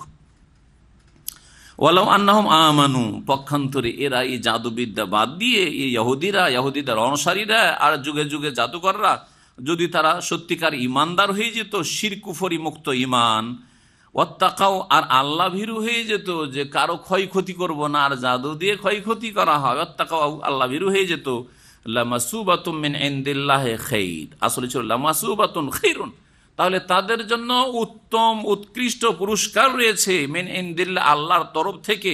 লাউ কানু ইয়ালামুন, যদি তারা বিষয়টি জানতো ভালো করে, যে আমরা যদি ঈমান এবং তাকওয়া অবলম্বন করি। ঈমান এবং তাকওয়া কত যে গুরুত্বপূর্ণ বিষয়। ঈমান তাকওয়া যদি থাকে, এটা তাদের জন্য আল্লাহর পক্ষ থেকে উত্তম পুরস্কার পাওয়ার মাধ্যম। আল্লাহ আয়াতে বললেন। অন্য আয়াতে সূরা ইউনূসে আল্লাহ বলেছেন যে আল্লাহর ওলি কারা? আল্লাহর ওলি কারা? হ্যাঁ বলেন, আল্লাযীনা আমানু ওয়া কানু ইয়াত্তাকুন, আলা ইন্না আউলিয়া আল্লাহি লা খাউফুন আলাইহিম ওয়া লা হুম ইয়াহজানুন, আল্লাযীনা আমানু ওয়া কানু ইয়াত্তাকুন, আল্লাহর বন্ধু তাদের কোনো কি নেই, লা খাউফুন আলাইহিম, তাদের কোনো ভয় নেই। তাদের ভয় নেই না তাদের ভক্তদের ভয় নেই? কোরআনে আছে যে ওলির যদি মুরিদ হয়ে যাও, লা খাউফা আলাল মুরিদিন, আছে নাকি? হ্যাঁ, আর তারপরে যারা মুরিদ বানায় তারা আবার আউলিয়া আল্লাহ হইল নাকি? তাদের ঈমান শিরক মুক্ত নাকি? তাদের ঈমান কি বিদাত মুক্ত নাকি? হ্যাঁ, তাদের কি তাকওয়া আছে নাকি? না দুনিয়ার মধ্যে সবচেয়ে বেশি পয়সাওয়ালা এরাই যারা মুরিদ বানায়। হ্যাঁ, তাহলে এই যে মগজে ঢুকে আছে ভারত, বাংলাদেশ, পাকিস্তানের মুসলিমদের, যে ওলিউল্লাহ মানে যারা, হ্যাঁ সুফি, ওলিউল্লাহ মানে যারা পীর সাহেব, যারা মুরিদ বানায়, যাদের অনেক মুরিদের সংখ্যা আছে, যারা বায়াত নেই, ওরাই পীর, হ্যাঁ, আর ওরাই ওলি, আর তাদের কোনো ভয় নেই, তাদের ভয় নেই, এই কথাও ভুল। কারণ তারা আল্লাহর ওলি না। আল্লাহর ওলি কারা? দুটো গুণ আল্লাহ পরের আয়াতে বলছেন। প্রথম কথা, তারা ওলি নয় যাদেরকে আজকাল আমাদের উপমহাদেশে ওলি মনে করা হচ্ছে। যদি ইসলামে গণ্ডিতে থাকে তাহলে আল্লাহর সাধারণ ওলি, কিন্তু শিরক বেদাত বেদাত বড় শিরকে লিপ্ত থাকলে ওটাও না, আল্লাহর ছোট ওলিও না, হ্যাঁ, সাধারণ ওলিও না। আর আল্লাহর খাস ওলি হওয়ার জন্য ঈমান এবং তাকওয়া, উচ্চ পর্যায়ের তাকওয়া, উচ্চ পর্যায়ের ঈমান লাগবে, শিরক মুক্ত, কুফরি মুক্ত, নিফাক মুক্ত ঈমান লাগবে, এবং সমস্ত পাপাচার থেকে বেঁচে থাকার নাম হচ্ছে তাকওয়া। তো বলছিলাম যে লা খাউফুন আলাইহিম। আর দ্বিতীয় কথা যে তাদের মুরিদরা আশা করে বসে আছে যে আমাদের পীর সাহেবরা, বুজরুগানে দিন, এরা ওলিয়া ওলিয়া বড় বড় বিশাল বিশাল জাহাজ নিয়ে হাসরের মাঠে ঘামের ওপর দিয়ে চলে আসবে, উড়ে চলে আসবে জাহাজ নিয়ে, আর আমাদেরকে ভর্তি করে করে জান্নাতে ঢুকাই দিবে। হ্যাঁ, আরে কোথায় কোথায় লা খাউফুন আলাইহিম, তাদের ভয় নেই। তারা যদি সত্যি আল্লাহর ওলি হয় তাদের ভয় নেই, আপনাদের ভয় নেই মুরিদরা, এই কথা কোথায় বলেন? ওয়ালাহুম ইয়াহজানুন, আর তারা চিন্তিত হবে না। তারপরে ওলি কারা? আল্লাযীনা আমানু, যারা ঈমানদার।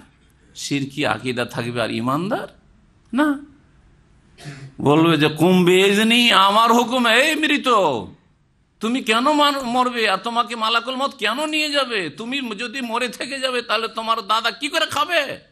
তুমি তো একা নাতি। কুম বিইজনি, আমার হুকুমে দাঁড়াও। আল্লাহর হুকুম লাগে না এদেরকে মৃত জীবিত করতে, তারা আল্লাহর ওলি? আউযু বিল্লাহ, আউযু বিল্লাহ, এরা আল্লাহর ওলি না, এরা শয়তানের ওলি।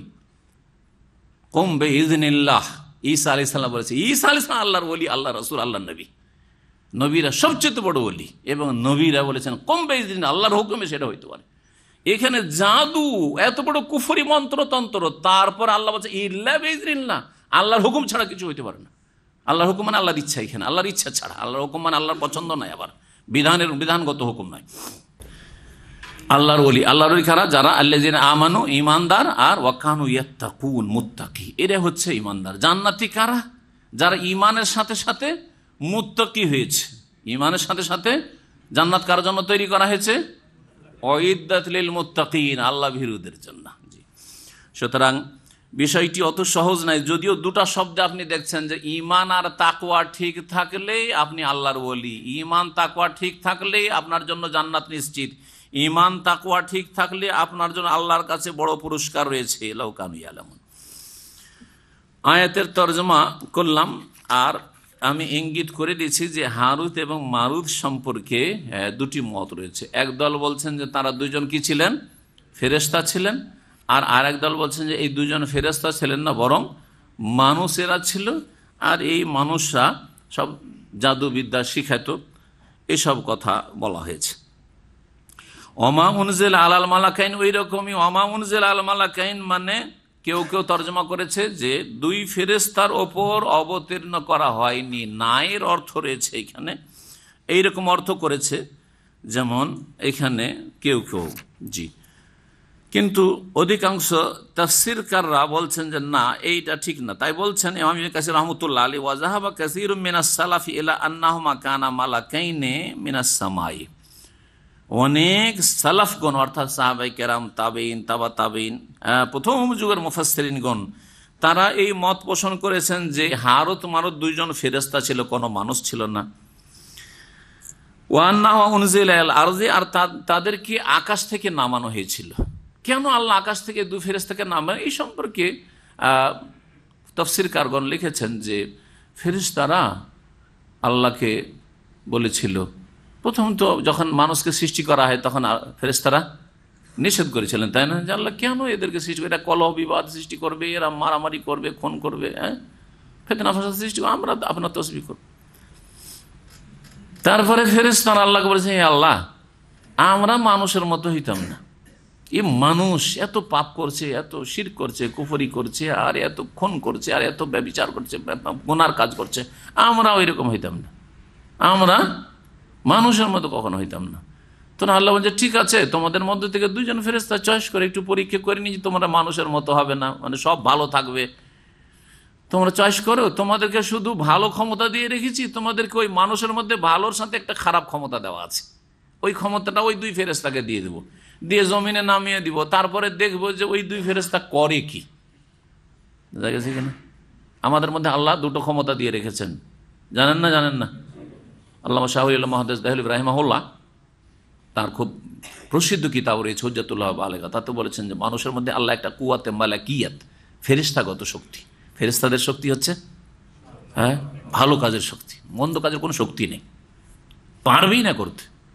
আর একটা হচ্ছে আমাদের মধ্যে শক্তি, সেটা হচ্ছে কুয়াতে বাহিমিয়াত, পাশবিক শক্তি, গরু ছাগলের শক্তি, হিংস্র পশুর শক্তি, সাপ বিচ্ছুর শক্তি, দংশন করা, হিংসা করা, বিদ্বেষ, খুন করা, মারামারি করা, জুলম অত্যাচার করা, এই দুটো শক্তি আমাদের মধ্যে দেওয়া আছে। আর তারপরে এই দুটো শক্তির লড়াই আমাদের ভিতরে হইতে থাকে। দেখেন না, অনেক সময় মনটা ভালো কাজের দিকে যাচ্ছে, আবার খারাপের দিকে যাচ্ছে, দুটো শক্তির ভিতর ভিতর লড়াই চলছে। লড়াই চলতে চলতে যা যা যে ভালোর চেষ্টা করে, ভালোটাকে বৃদ্ধি করার চেষ্টা করে, তার মধ্যে ওই এনার্জি চলে আসে, তখন ভালো কাজটা প্রাধান্য পেয়ে যায়, আর মন্দ শক্তিটা সেখানে কি হয়ে যায়, দমন হয়ে যায় বা কমজোর হয়ে যায়। এর ভিতরে লড়াই চলতে থাকে না আমাদের মধ্যে। আবার কিছু লোক আছে এর বিপরীত, দুই শক্তি, মাঝে মাঝে ভালো কাজ, মুসলিম সমাজের যারা পাপও করে নেকি করে, এর মধ্যে ভালো কাজ করা একবার ইচ্ছা হয়, কিন্তু মন্দ শক্তিটা এত শক্তিশালী হয়ে গেছে, কারণ তাকে বেশি আহার দিয়েছে, মন্দ শক্তিকে বেশি আহার দিয়েছে, চোখকে মন্দ কাজে লাগিয়েছে, হাত পাকে মন্দ কাজে লাগিয়েছে, ব্রেন বুদ্ধিকে মন্দ কাজে লাগিয়েছে, তখন এই শক্তিটা বেশি শক্তিশালী হয়ে গেছে। ভালো যেটা শক্তি ফেরেশতাগত কুওয়াতে মালাকিয়াত, সেটা তার দুর্বল হয়ে যাচ্ছে। এই জন্য আল্লাহ রাব্বুল আলামিনের জিকির আজকার যে যত বেশি করবে, আল্লাহকে যে যত বেশি স্মরণ রাখবে অন্তর থেকে, জবান দিয়ে, কাজের মাধ্যমে এবং ফরজ ইবাদত বন্দেগীর মাধ্যমে, সুন্নত নফল মুস্তাহাব জিকির আজকার মাধ্যমে, তার ফেরেশতাগত শক্তিটা তত বেশি শক্তিশালী হবে। পরীক্ষা করে দেখুন, আপনি পরীক্ষা করে দেখতে পারেন। আপনার জীবনটাকে আপনি একটা মাস, আমি এই মোবাইল আর ইন্টারনেট ছুব না, আমি আজকাল কেউ রাজি হবেন না, রাজি হবেন না, বড় ফিতনায় পড়ে আছেন। জি জি, এক মাস শুধু কোরআন আর হাদিস, কোরআন হাদিস, এটা আমরা ট্রেনিং কোর্স, এক মাস। দেখেন আপনার ইমান, আমল, আখলাক, ইবাদত, জিকির আজকার, ফরজ নফল আর মনের অবস্থা কত উন্নতি করে, কুওয়াতে মালাকিয়াত কত শক্তিশালী হয়ে যায়। জি, আর দুনিয়াদারি শুধু যতটা হালাল রুজি চলে আসে, দুনিয়ার কোনো লোভ না, ধীরে ধীরে কমিয়ে নিয়ে আসেন, আর এমনিতেও কমে আসবে, যখন নেকি বাড়বে তখন ইন্নাল হাসানাত ইউযহিবুনা সাইয়্যাত। আর একজন লোক এক মাস কি গোটা বছরে 11 মাস কোরআন ছয় না, কোরআন স্পর্শ করেন, হাফেজে কোরআন, 11 মাস কোরআন ছয় না, কিন্তু ডেইলি 6 ঘন্টা 8 ঘন্টা নেট ঠিক আছে তার দেখেন চরিত্রের কত অধপতন ঘটছে, চোখের কত জেনা হচ্ছে, আর হয়তো জবানেরও জেনা হচ্ছে, আর কত যে পাপে লিপ্ত হচ্ছে, আর কত যে চ্যাটিং করছে, আর কত ইসলামের দিনের দোহাই দিয়ে কত পাপে লিপ্ত হচ্ছে, আল্লাহ ভালো জানে। হচ্ছে না, হচ্ছে না? জি হ্যাঁ, পরীক্ষা করার থাকলে পরীক্ষা করেন। আপনি কোন ক্ষেতের ফসল আপনি চিন্তা করেন। আপনি কি সত্যি কোরআন এবং হাদিসের সাথে সম্পর্ক রাখা লোক? দৈনন্দিন আপনার কোরআন এবং হাদিসের কোর্স আছে, যেখান থেকে আপনি ইসলামের তরবিয়ত নিচ্ছেন, না আপনি নেট নিয়ে ডুবে সারা রাত ইন্টারনেটে ডুবে আছেন, ঘুম চলে আসছে, তারপর ওই অন্ধকারে নিয়ে বসে আছেন চলতে আছে, যতক্ষণ একবার নিস্তেজ হয়ে আপনার চোখ বন্ধ না হয়ে যাচ্ছে, হাত থেকে মোবাইলটা না পড়ে যাচ্ছে, ততক্ষণ ছাড়ছেন না আপনি। কি আপনার আধ্যাত্মিক উন্নতি হবে, কি আপনার রুহানিয়াত আসবে, আর কি আপনার ইমান আমলের আর তাকওয়ার উন্নতি হবে? এ হচ্ছে আজকাল অধিকাংশ মুসলিম নামাজিদের অবস্থা।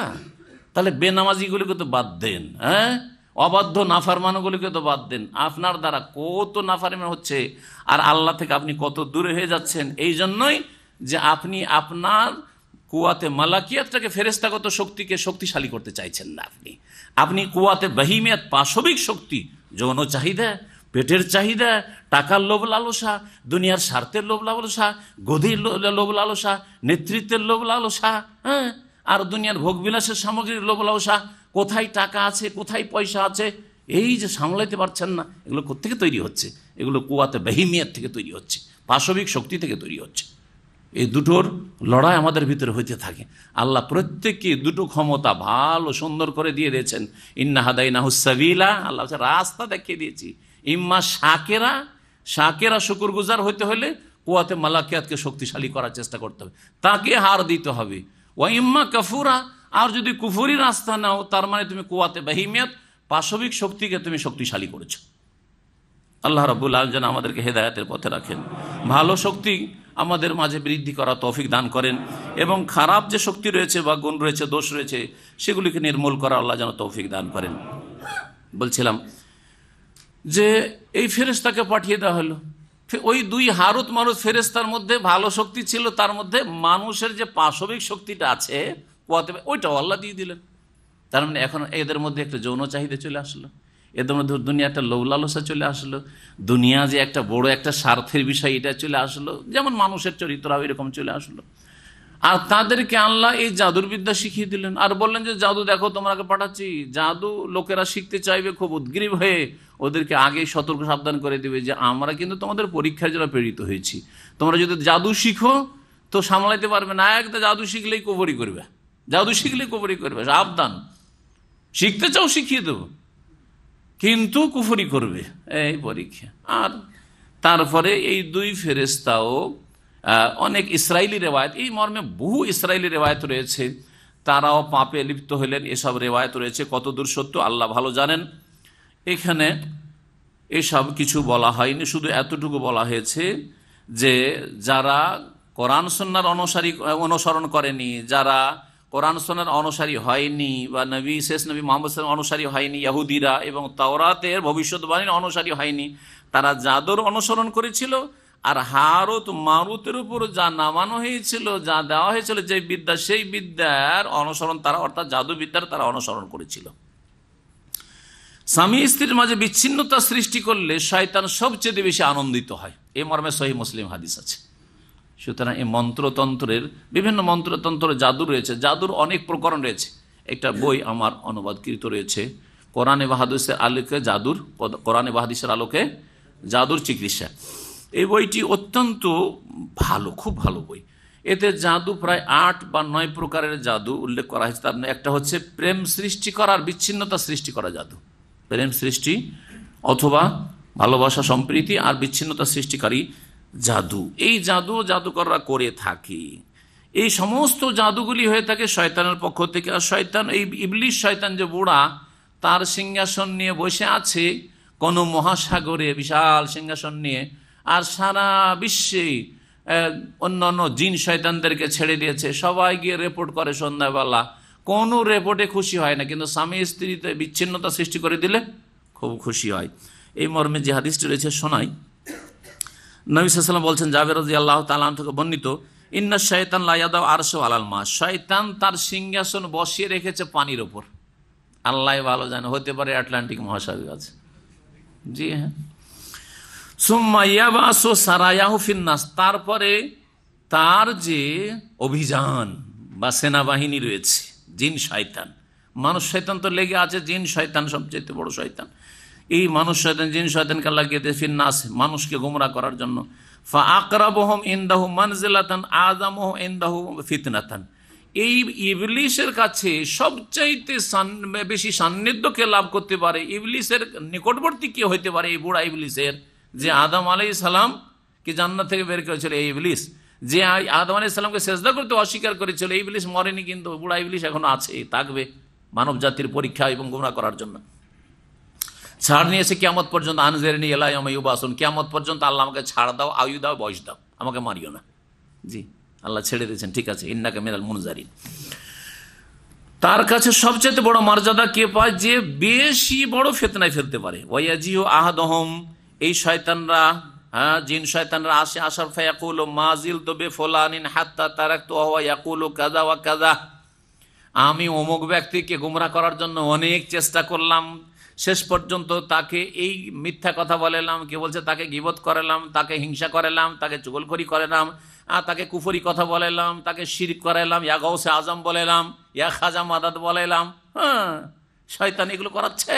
জি, এগুলো ইসলাম নয়, ইয়া খাজা মাদাদ আর ইয়া গাউস মাদাদ। জি, এই শয়তান এগুলো করায়। আর এইরকম বহু কথা বলেলাম, এই করালাম, দুজনে মারামারি লাগিয়ে দিয়ে খুন করিয়ে দিলাম, এই মুখে দিয়ে জেনা করিয়ে দিলাম, এইরকম বহু রিপোর্ট আসতে থাকে তার কাছে। তারপরে ওয়া ইয়াকুলু কাযা ওয়া কাযা, এইরকম কুফরি কথা বলে দিল। ফায়াকুলু ইবলিস, ইবলিস বলে লা ওয়াল্লাহি মা সানাতা শাইআন, আর আল্লাহর কসম করে ইবলিস আল্লাহর কসম করে, তারপরে ইবলিস যদি মালাউন হয়, তাহলে নাস্তিক কত বড় মালাউন, যে আল্লাহর অস্তিত্ব বিশ্বাস করে না, ঠিক না? ইবলিস আল্লাহর কসম খেয়েছে, সে পীরের ওলির কসম খাই না, খাই বাপের কসম খায়, দানা ছুঁয়ে কসম, চোখে হাত দিয়ে কসম করে। মুসলিম সমাজের চোখ ছুঁয়ে কসম, ছেলের গায়ে হাত দিয়ে কসম, আমার স্বামীর গায়ে হাত দিয়ে কসম, আমার বাপের কসম, আমার রুজি মিলবে না, এই যে কসম করে। তাহলে ইবলিস চাইতে নিকৃষ্ট কিনা? ইবলিস ওয়াল্লাহি বলছে, আর এরা কি বলছে? বাপের কসম, মায়ের কসম, অমুকের কসম, তমুকের কসম। কত অধম এরা। ইবলিস তখন বলে যে লা ওয়াল্লাহি মা সানাতা, কি করেছো তুমি? কিছু করতে পারোনি তুমি। রাজি হয় না ইবলিস, বলছে এতে আমি রাজি না।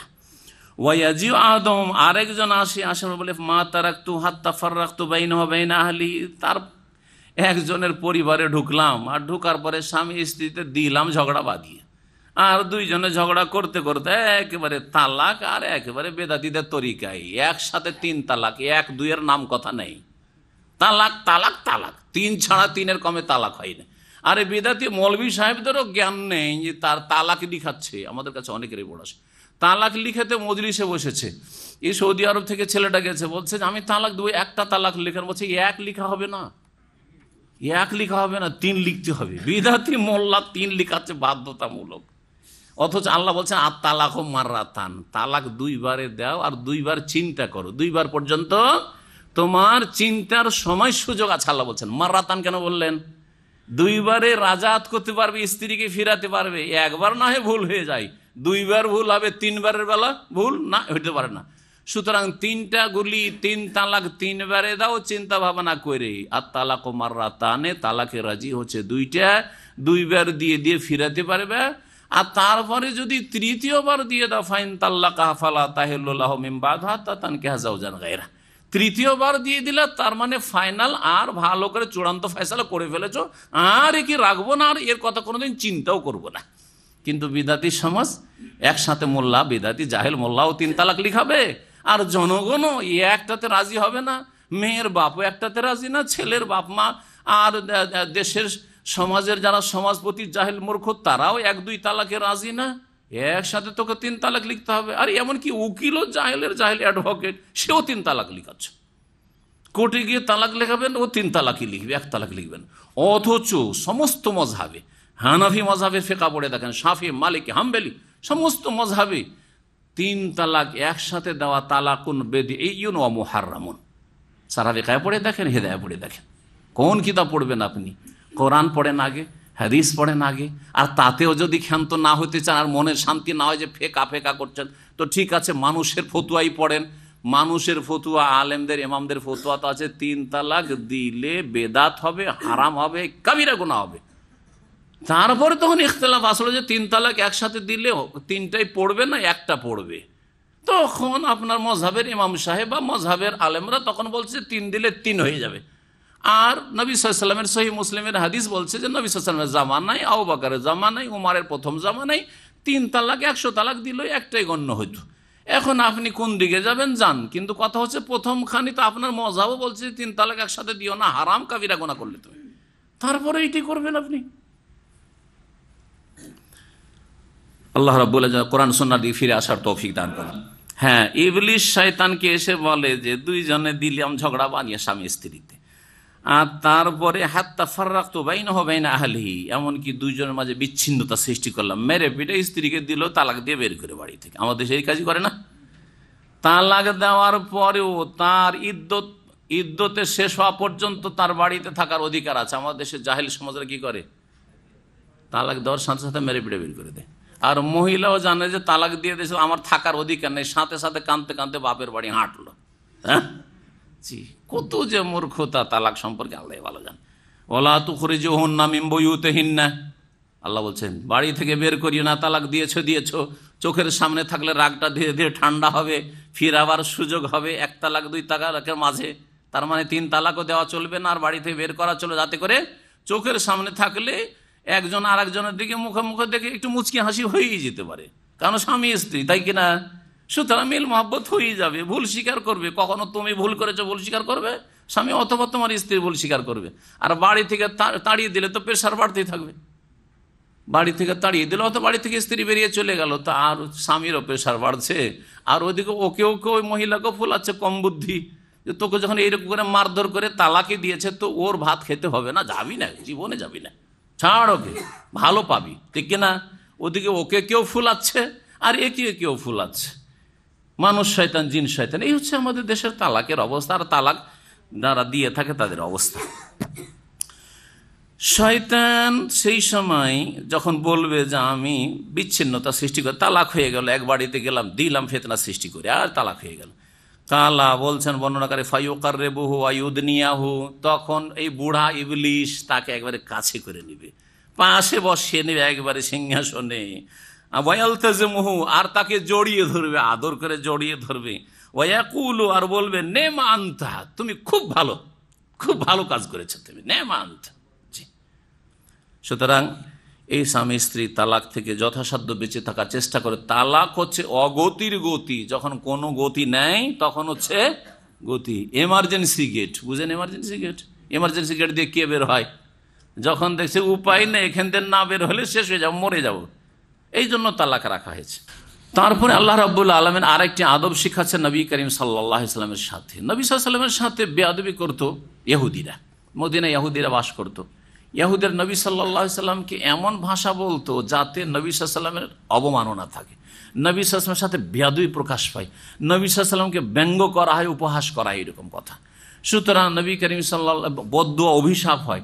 এই জন্য সালাম দিত নবী সাল্লাল্লাহু আলাইহি সাল্লামকে ইহুদিরা, কি বলে? আসসালামু আলাইকুম। কি বলে? আসসালামু আলাইকুম। আমাদের দেশের কিছু লোকের এই সালাম দেয়, কিন্তু আটা লাগায় না, কিন্তু বলে সালাম আলাইকুম। কি বলে? সালাম আলাইকুম। সালাম আলাইকুম, সাম মানে মৌত, সাম মানে কি? মৃত্যু, আলাইকুম মানে তোমাদের ওপর মত আসুক। সালাম আলাইকুম, সালাম আলাইকুম মানে তোমাদের মত হোক, খবরদার সালাম আলাইকুম বলবেন না, আর আসসালামু আলাইকুম বলবেন না, দুটোই ইহুদিদের কথা। ইহুদিরা এসে বলতো আসসালামু আলাইকুম, আসসালামু আলাইকুম, লাটা বলতো না, লকে কি করে দিত? সাইলেন্ট করে দিত। জি জি, এই এক কাজ করতো। আর কি বলতো? নবী করিম সাল্লাল্লাহু আলাইহি সাল্লামের কাছে বসতো, বসার পরে বলতো রাইনা। রায়নাকে একটু যদি চেপে বলেন একটু, তাহলে কি হবে? রাইনা। রাই মানে রাখাল, আর না মানে আমাদের, তো রাইনা মানে আমাদের রাখাল, রাইনা মানে আমাদের রাখাল।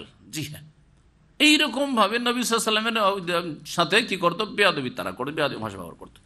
ইহুদিদের কাছ থেকে ভাষাটা শিখে সাহাবায়ে কেরাম যারা, তাদের অন্তরে কোনো খারাপই নেই, তারা ভাবতো যে কথাটা তো খারাপ না, শব্দটা তো ভালোই। রায়না, রায়না মানে হচ্ছে আমাদের লক্ষ্য রাখুন, আমাদের দিকে একটু খেয়াল করুন। নবী সাল্লাল্লাহু আলাইহি সাল্লাম কথা বলে যেতেন, আর হয়তো কোনো কথা বুঝতে পারলো না, আবার কথাটা একটু ভালো করে বুঝতে চাইছেন কোনো সাহাবী, তখন বলতেন যে ইয়া রাসূলুল্লাহ রায়না, হে আল্লাহ রসুল, একটু আমাদের রিআয়াত করুন। আমাদের কি করুন?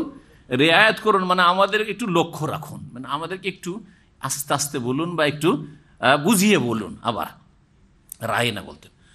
কিন্তু এই রায়না শব্দকে মুসলিমরা ভালো নিয়তে বললেও, অর্থ বললেও, ইহুদিরা কোন অর্থে বলতো?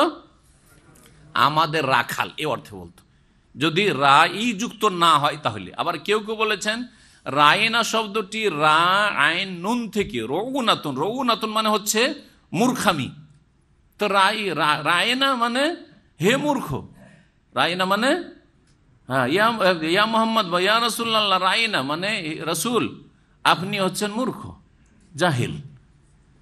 তো হয় রা আইন নুন থেকে, যার মানে মূর্খ জাহিল হয়, আর না হলে রাইনা আমাদের রাখাল। এই ছিল অসৎ উদ্দেশ্য। ইহুদিরা অসৎ উদ্দেশ্য শব্দটা প্রয়োগ করতো, সাহাবীরা ভালো উদ্দেশ্যে রাইনা মানে আমাদের খেয়াল করুন, আমাদের খেয়াল করুন, আমাদের একটু লক্ষ্য রাখুন, এই অর্থ। যেই শব্দে দুটো অর্থ বহন করে, একটা ভালো হইতে পারে, আবার আরেকটা মন্দর দিক, বেয়াদবিরও সম্ভাবনা রয়েছে, সেই শব্দগুলি কি করতে হবে?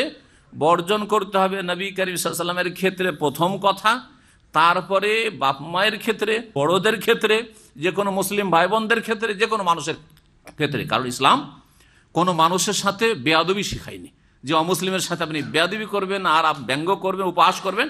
ঠাট্টা করা মুসলিমের সাথে হারাম, আর মজাক করা, উপহাস করা, ব্যঙ্গ করা কাফেরের সাথে হারাম, জায়েজ না। এটা হচ্ছে খারাপ চরিত্র। এইরকম একটা শব্দ আজকাল বলি, মোতাওয়া শব্দটি আরব দেশে। মোতাওয়া শব্দ শুদ্ধভাবে উচ্চারণ করতে পারে না বাঙালিরা, কি করে দেয় মুতুয়া, কি করে দেয় ওটাকে, ওদের ভাষাটা বলেন তো বাঙালিদের, হ্যাঁ মতুয়া, হ্যাঁ মোতাওয়া বলতে পারেন না, কারণ শব্দটা হচ্ছে কি মোতাওয়া।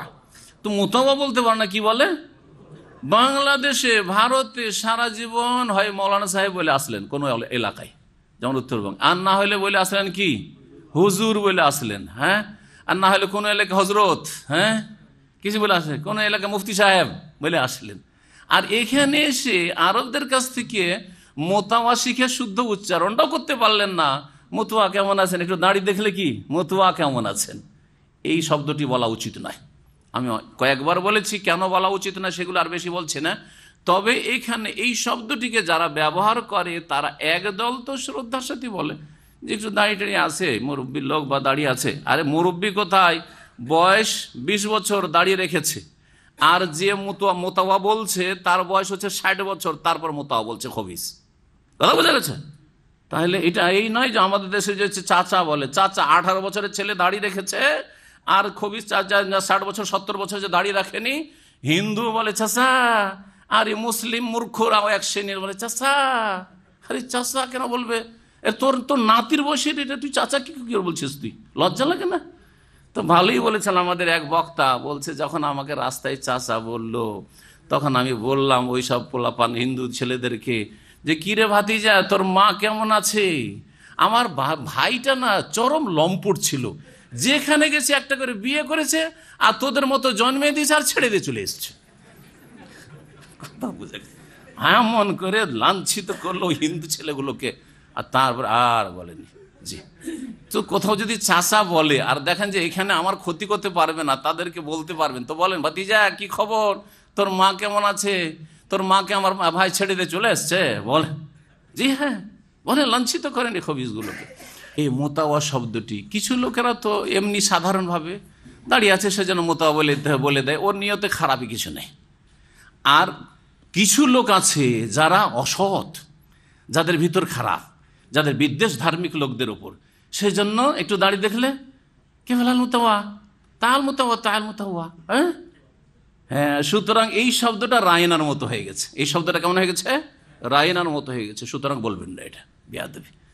আমি একটা বাংলাদেশি ছেলেকে বললাম যে দেশে জীবনে মোতাওয়া বলেছেন, হ্যাঁ তো বলছে তাতে কি হলো, দেশে যেটা বলেছেন ওইটাই বলেন, এখানে নতুন শিকার দরকার, যেটা উচ্চারণ ঠিক করে করতে পারছেন না। হ্যাঁ আপনি অর্থ বুঝছেন না, মানুষ ব্যঙ্গ করে বলছে এক শ্রেণীর অসৎ লোকের, আর আপনি ওই শব্দ এখানে তোতা পাখির মতো কেউ শিখিয়ে দিল, আর সেই তোতা পাখির মতো আপনি বলছেন। আপনি নিজের ভাষায় শ্রদ্ধা একজন দাড়িওয়ালা মানুষ অথবা আলেম মানুষকে আপনি হুজুর বলেন, ঠিক আছে হুজুরই বলেন, আপনি কিছু বেশি বুঝেন এর চাইতে। আর যদি ভালো কিছু শিখে থাকেন তাহলে শেখ বলেন, হ্যাঁ ওস্তাদ বলেন, কিছু একটা বলেন, আর না হলে মুসলিম ভাইয়ের নাম জানলেন নাম বলেন। কিন্তু এই মোতাওয়া, হ্যাঁ এইসব কেন বলতে যাবেন আপনি?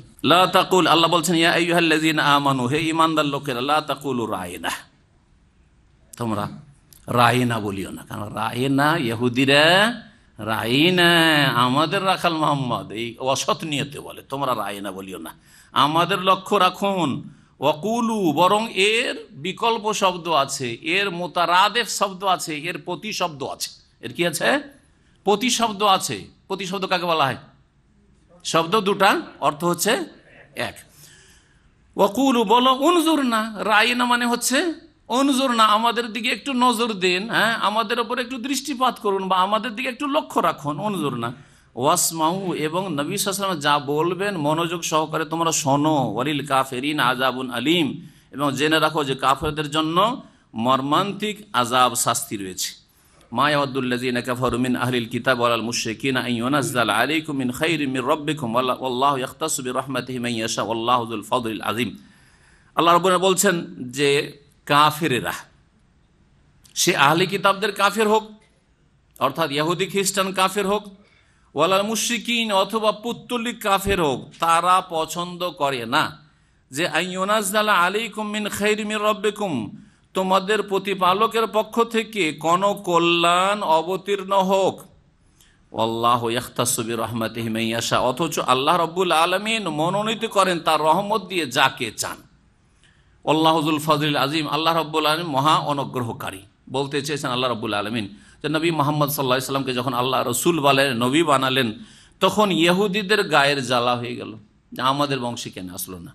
মক্কার মুশরিকরাও বলতে লাগলো, তাদেরও গায়ের জ্বালা হইলো যে আল্লাহ এই ইয়েতিম ছেলেটাকে পেল, হ্যাঁ, যার ঘর নেই, বাড়ি নেই, পয়সা নেই, কিচ্ছু নেই, বাপকে দেখেনি, মাও গেছে, হ্যাঁ, এ কি আল্লাহ পেল? লাউলা নুজ্জিলা হাযাল কুরআন আলা রাজুলিন মিনাল কারিয়াতাইন আযীম। আল্লাহ রাব্বুল আলামিন এই মক্কার মুশরিকদের কথা নকল করে বলছেন যে আল্লাহ যদি নবী করতেন তাহলে দুটো পাশাপাশি আমাদের বড় শহর আছে, একটা মক্কা আর একটা হচ্ছে তায়েফ। আর মক্কা এবং তায়েফে বড় বড় নেতা না আছে, হোমরা চুমড়া লোকেরা আছে। লাউলা নুজ্জিলা হাযাল কোরআন, এই কোরআন কেন আল্লাহ নাজিল করেনি আলা রাজুলিন মিনাল কারিয়াতাইন আযীম, এই দুই যে জনপদ, দুটো শহর আছে মক্কা আর তায়েফ, এই দুই শহরের বড় নেতার উপর। ওই নেতাকে মানতাম, একে কে মানে? এ কথা মক্কার মুশরিকরা বলতো। আর ইহুদিরাও তাই বলতো যে আমাদের বংশ ছাড়া আবার ইসমাইল বংশ কেন, ওকে মানা যাবে না তো। তাই আল্লাহ বলছেন যে এদের যে হিংসা, আহলে কিতাব কাফের এবং মুশরিক কাফের যারা, এরা চায় না যে আইয়ুনাজ্জালা আলাইকুম, হে নবী মুহাম্মদ সাল্লাল্লাহু আলাইহি ওয়াসাল্লাম, হে কুরাইশ মুসলিমরা, হে আবু বকর উমর, তোমাদের মাঝে থেকে একজন রসুলকে আল্লাহ মনোনীত করুন, কল্যাণ দিয়ে, এটা চাই না। অথচ আল্লাহ যাকে ইচ্ছা মনোনীত করবেন, এটা আল্লাহর ইচ্ছা। কাকে নবী রসুল করবেন তোমাদের ইচ্ছা মোতাবেক, যে নেতাকে নিয়ে আসতে হবে নবী করে আর ইসরায়েল বংশ হইতে হবে না, তোমাদের ইচ্ছা মতো না। আল্লাহ রাব্বুল আলামিন তারপরে নাসিখ মানসুখের বিধান বর্ণনা করছেন। ইহুদিরা এবং মুশরিকরাও নবী মুহাম্মদ সাল্লাল্লাহু আলাইহি সাল্লামের কাছে কোনো একটা হুকুম আসলো আর তারপরে সেটা রহিত হয়ে গেল, নতুন একটা হুকুম আসলো, তখন তারা বলতে এটা আবার কেমন কথা? যদি আল্লাহরই কথা হবে তো আজকে একটা কথা, কালকে বলছে বা কিছুদিন পরে বলছে না এটা এখন চলবে না, এখন একটা নতুন বিধান এসছে, তো এটা কেমন কথা হইতে পারে? এটা হইতে পারে, আল্লাহর কথা হইলে এরকম হইতে পারে না। আল্লাহ রাব্বুল আলামিন তার খণ্ডন করছেন আর বলছেন যে আল্লাহ রাব্বুল আলামিন তার বিধানে ইচ্ছা করলে, বিধানের ক্ষেত্রে, আদেশ নিষেধের ক্ষেত্রে, কোনো ঘটনাবলীর ক্ষেত্রে না। নাসিখ মানসুখ রহিতের যে বিধানটি রয়েছে সেটা কোন ক্ষেত্রে রয়েছে? আহকাম বিধিবিধানের ক্ষেত্রে রয়েছে, কোন ঘটনা কাহিনীর ক্ষেত্রে না। কারণ কাহিনীতে রদবদল হয় না। কাহিনীতে রদবদল হয় নাকি? যে আদম আলাইহিস সালামের যুগে এইরকম ঘটনা ঘটেছে আল্লাহ বলে, তার বলছেন না এটা হয়নি আর এরকম হয়েছে, বলবেন তো এটা হইতে পারে না। এই জন্য কোনো ঘটনা বলি বা কোনো সংবাদের ক্ষেত্রে বা ভবিষ্যৎবাণী, ভবিষ্যতের কোনো ভবিষ্যৎবাণী যে এইরকম হবে, আল্লাহ তো এই কথাটি সত্য বলেছেন, তাহলে এতে আবার এটা রহিত কি করে হইতে পারে? যদি বলেন যে না এরকম হবে না, তাহলে আগের কথাটি তাহলে কি ছিল? মিথ্যা। এই জন্য আখবারের ক্ষেত্রে, আরবি ভাষায় বা তাফসীরের ভাষায় বলাই, আখবার অথবা কিসাস, ঘটনাবলী, কাহিনী অথবা কোনো খবর, সংবাদের ক্ষেত্রে নাসিখ মানসুখ হয়নি, হয় না শরীয়তের বিধানে। তবে আহকাম, আকীদা, আহকাম, বিধিবিধানের ক্ষেত্রে হতে পারে, হালাল হারামের ক্ষেত্রে হতে পারে। আদম আলাইহিস সালামের ছেলে মেয়েদের মধ্যে ভাই বোনে বিবাহ জায়েজ ছিল।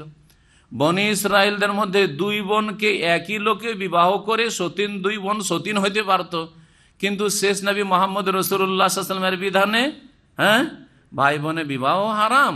আর দুই বোনকে ওয়ান তাজমাউ বাইনাল উখতাইন, দুই বোনকে জমা করা হারাম। জি, তালাক দিয়ে যদি মেয়ের বাবা রাজি হয় আর এক মেয়ে দ্বিতীয়, অথবা এক মেয়ে মারা গেছে, এক স্ত্রী মারা গেছে, তারপরে তার বোনকে বিয়ে করলে যদি অভিভাবক রাজি হয় তাহলে তোমার কোনো অধিকার নেই, তাহলে জায়েজ। কিন্তু একসাথে দুই বোনকে জমা করা হারাম। আপন বোন হোক অথবা সৎ বোন, বৈমাত্রীয় বোন হোক অথবা বৈপিত্রীয় হোক। এইরকমই শরীয়তের বিভিন্ন বিধিবিধানে কি হয়েছে? নাসিখ মানসুখ হয়েছে। আল্লাহ রাব্বুল আলামিন বলছেন যে আল্লাহর বিধানে নাসিখ মানসুখ হলে এতে কল্যাণ রয়েছে। হয় আল্লাহ ওর চাইতে ভালো বিধান নিয়ে আসছেন, আর না হলে ওর মতোই একটা বিধান নিয়ে আসছেন মানব জাতির পরীক্ষার জন্য। কারণ তুমি আল্লাহর গোলাম, আল্লাহর দাস, সুতরাং আল্লাহর আদেশ নিষেধ মানতে হবে। এটা করলে হবে না যে এতদিন এটা মানলাম এখন কেন এটা মানব। যেমন কিবলার পরিবর্তন, মদিনায় যখন আসলেন নবী করিম সাল্লাল্লাহু আলাইহি ওয়াসাল্লাম, দেখলেন যে এখানে ইহুদিরা বসবাস করে। আল্লাহর হুকুম হলো যে যখন ইহুদিদেরকে একটু ইসলামের দিকে আকৃষ্ট করা হবে, এটা আল্লাহর হুকুমে, নিজের পক্ষ থেকে নয়। তুমি এখন মক্কার কাবা সামনে করলে বাইতুল মুকাদ্দাস পেছন দিকে হয়ে যায়, আর বাইতুল মুকাদ্দাস সামনে করে নামাজ পড়লে মক্কা পেছন দিকে হয়ে যায়। তাহলে কোন দিকে মুখ করে নামাজ পড়ো? মদিনায় হিজরত করে আসার পরে 15-16 মাস নবী করিম সাল্লাল্লাহু আলাইহি সাল্লাম কি করেছিলেন? বাইতুল মুকাদ্দাসকে কিবলা বানিয়ে নামাজ পড়েছিলেন। বাইতুল মুকাদ্দাস যেটা তৃতীয় পবিত্র মসজিদ, এটা আমাদের প্রথম কিবলা, কিবলা উলা, 16-17 মাস। তো এই ছিল নবী সাল্লাল্লাহু আলাইহি সাল্লামের প্রথম হুকুম আল্লাহর পক্ষ থেকে, যে কিবলা হচ্ছে বাইতুল মুকাদ্দাস। তারপরে আল্লাহ কি করলেন?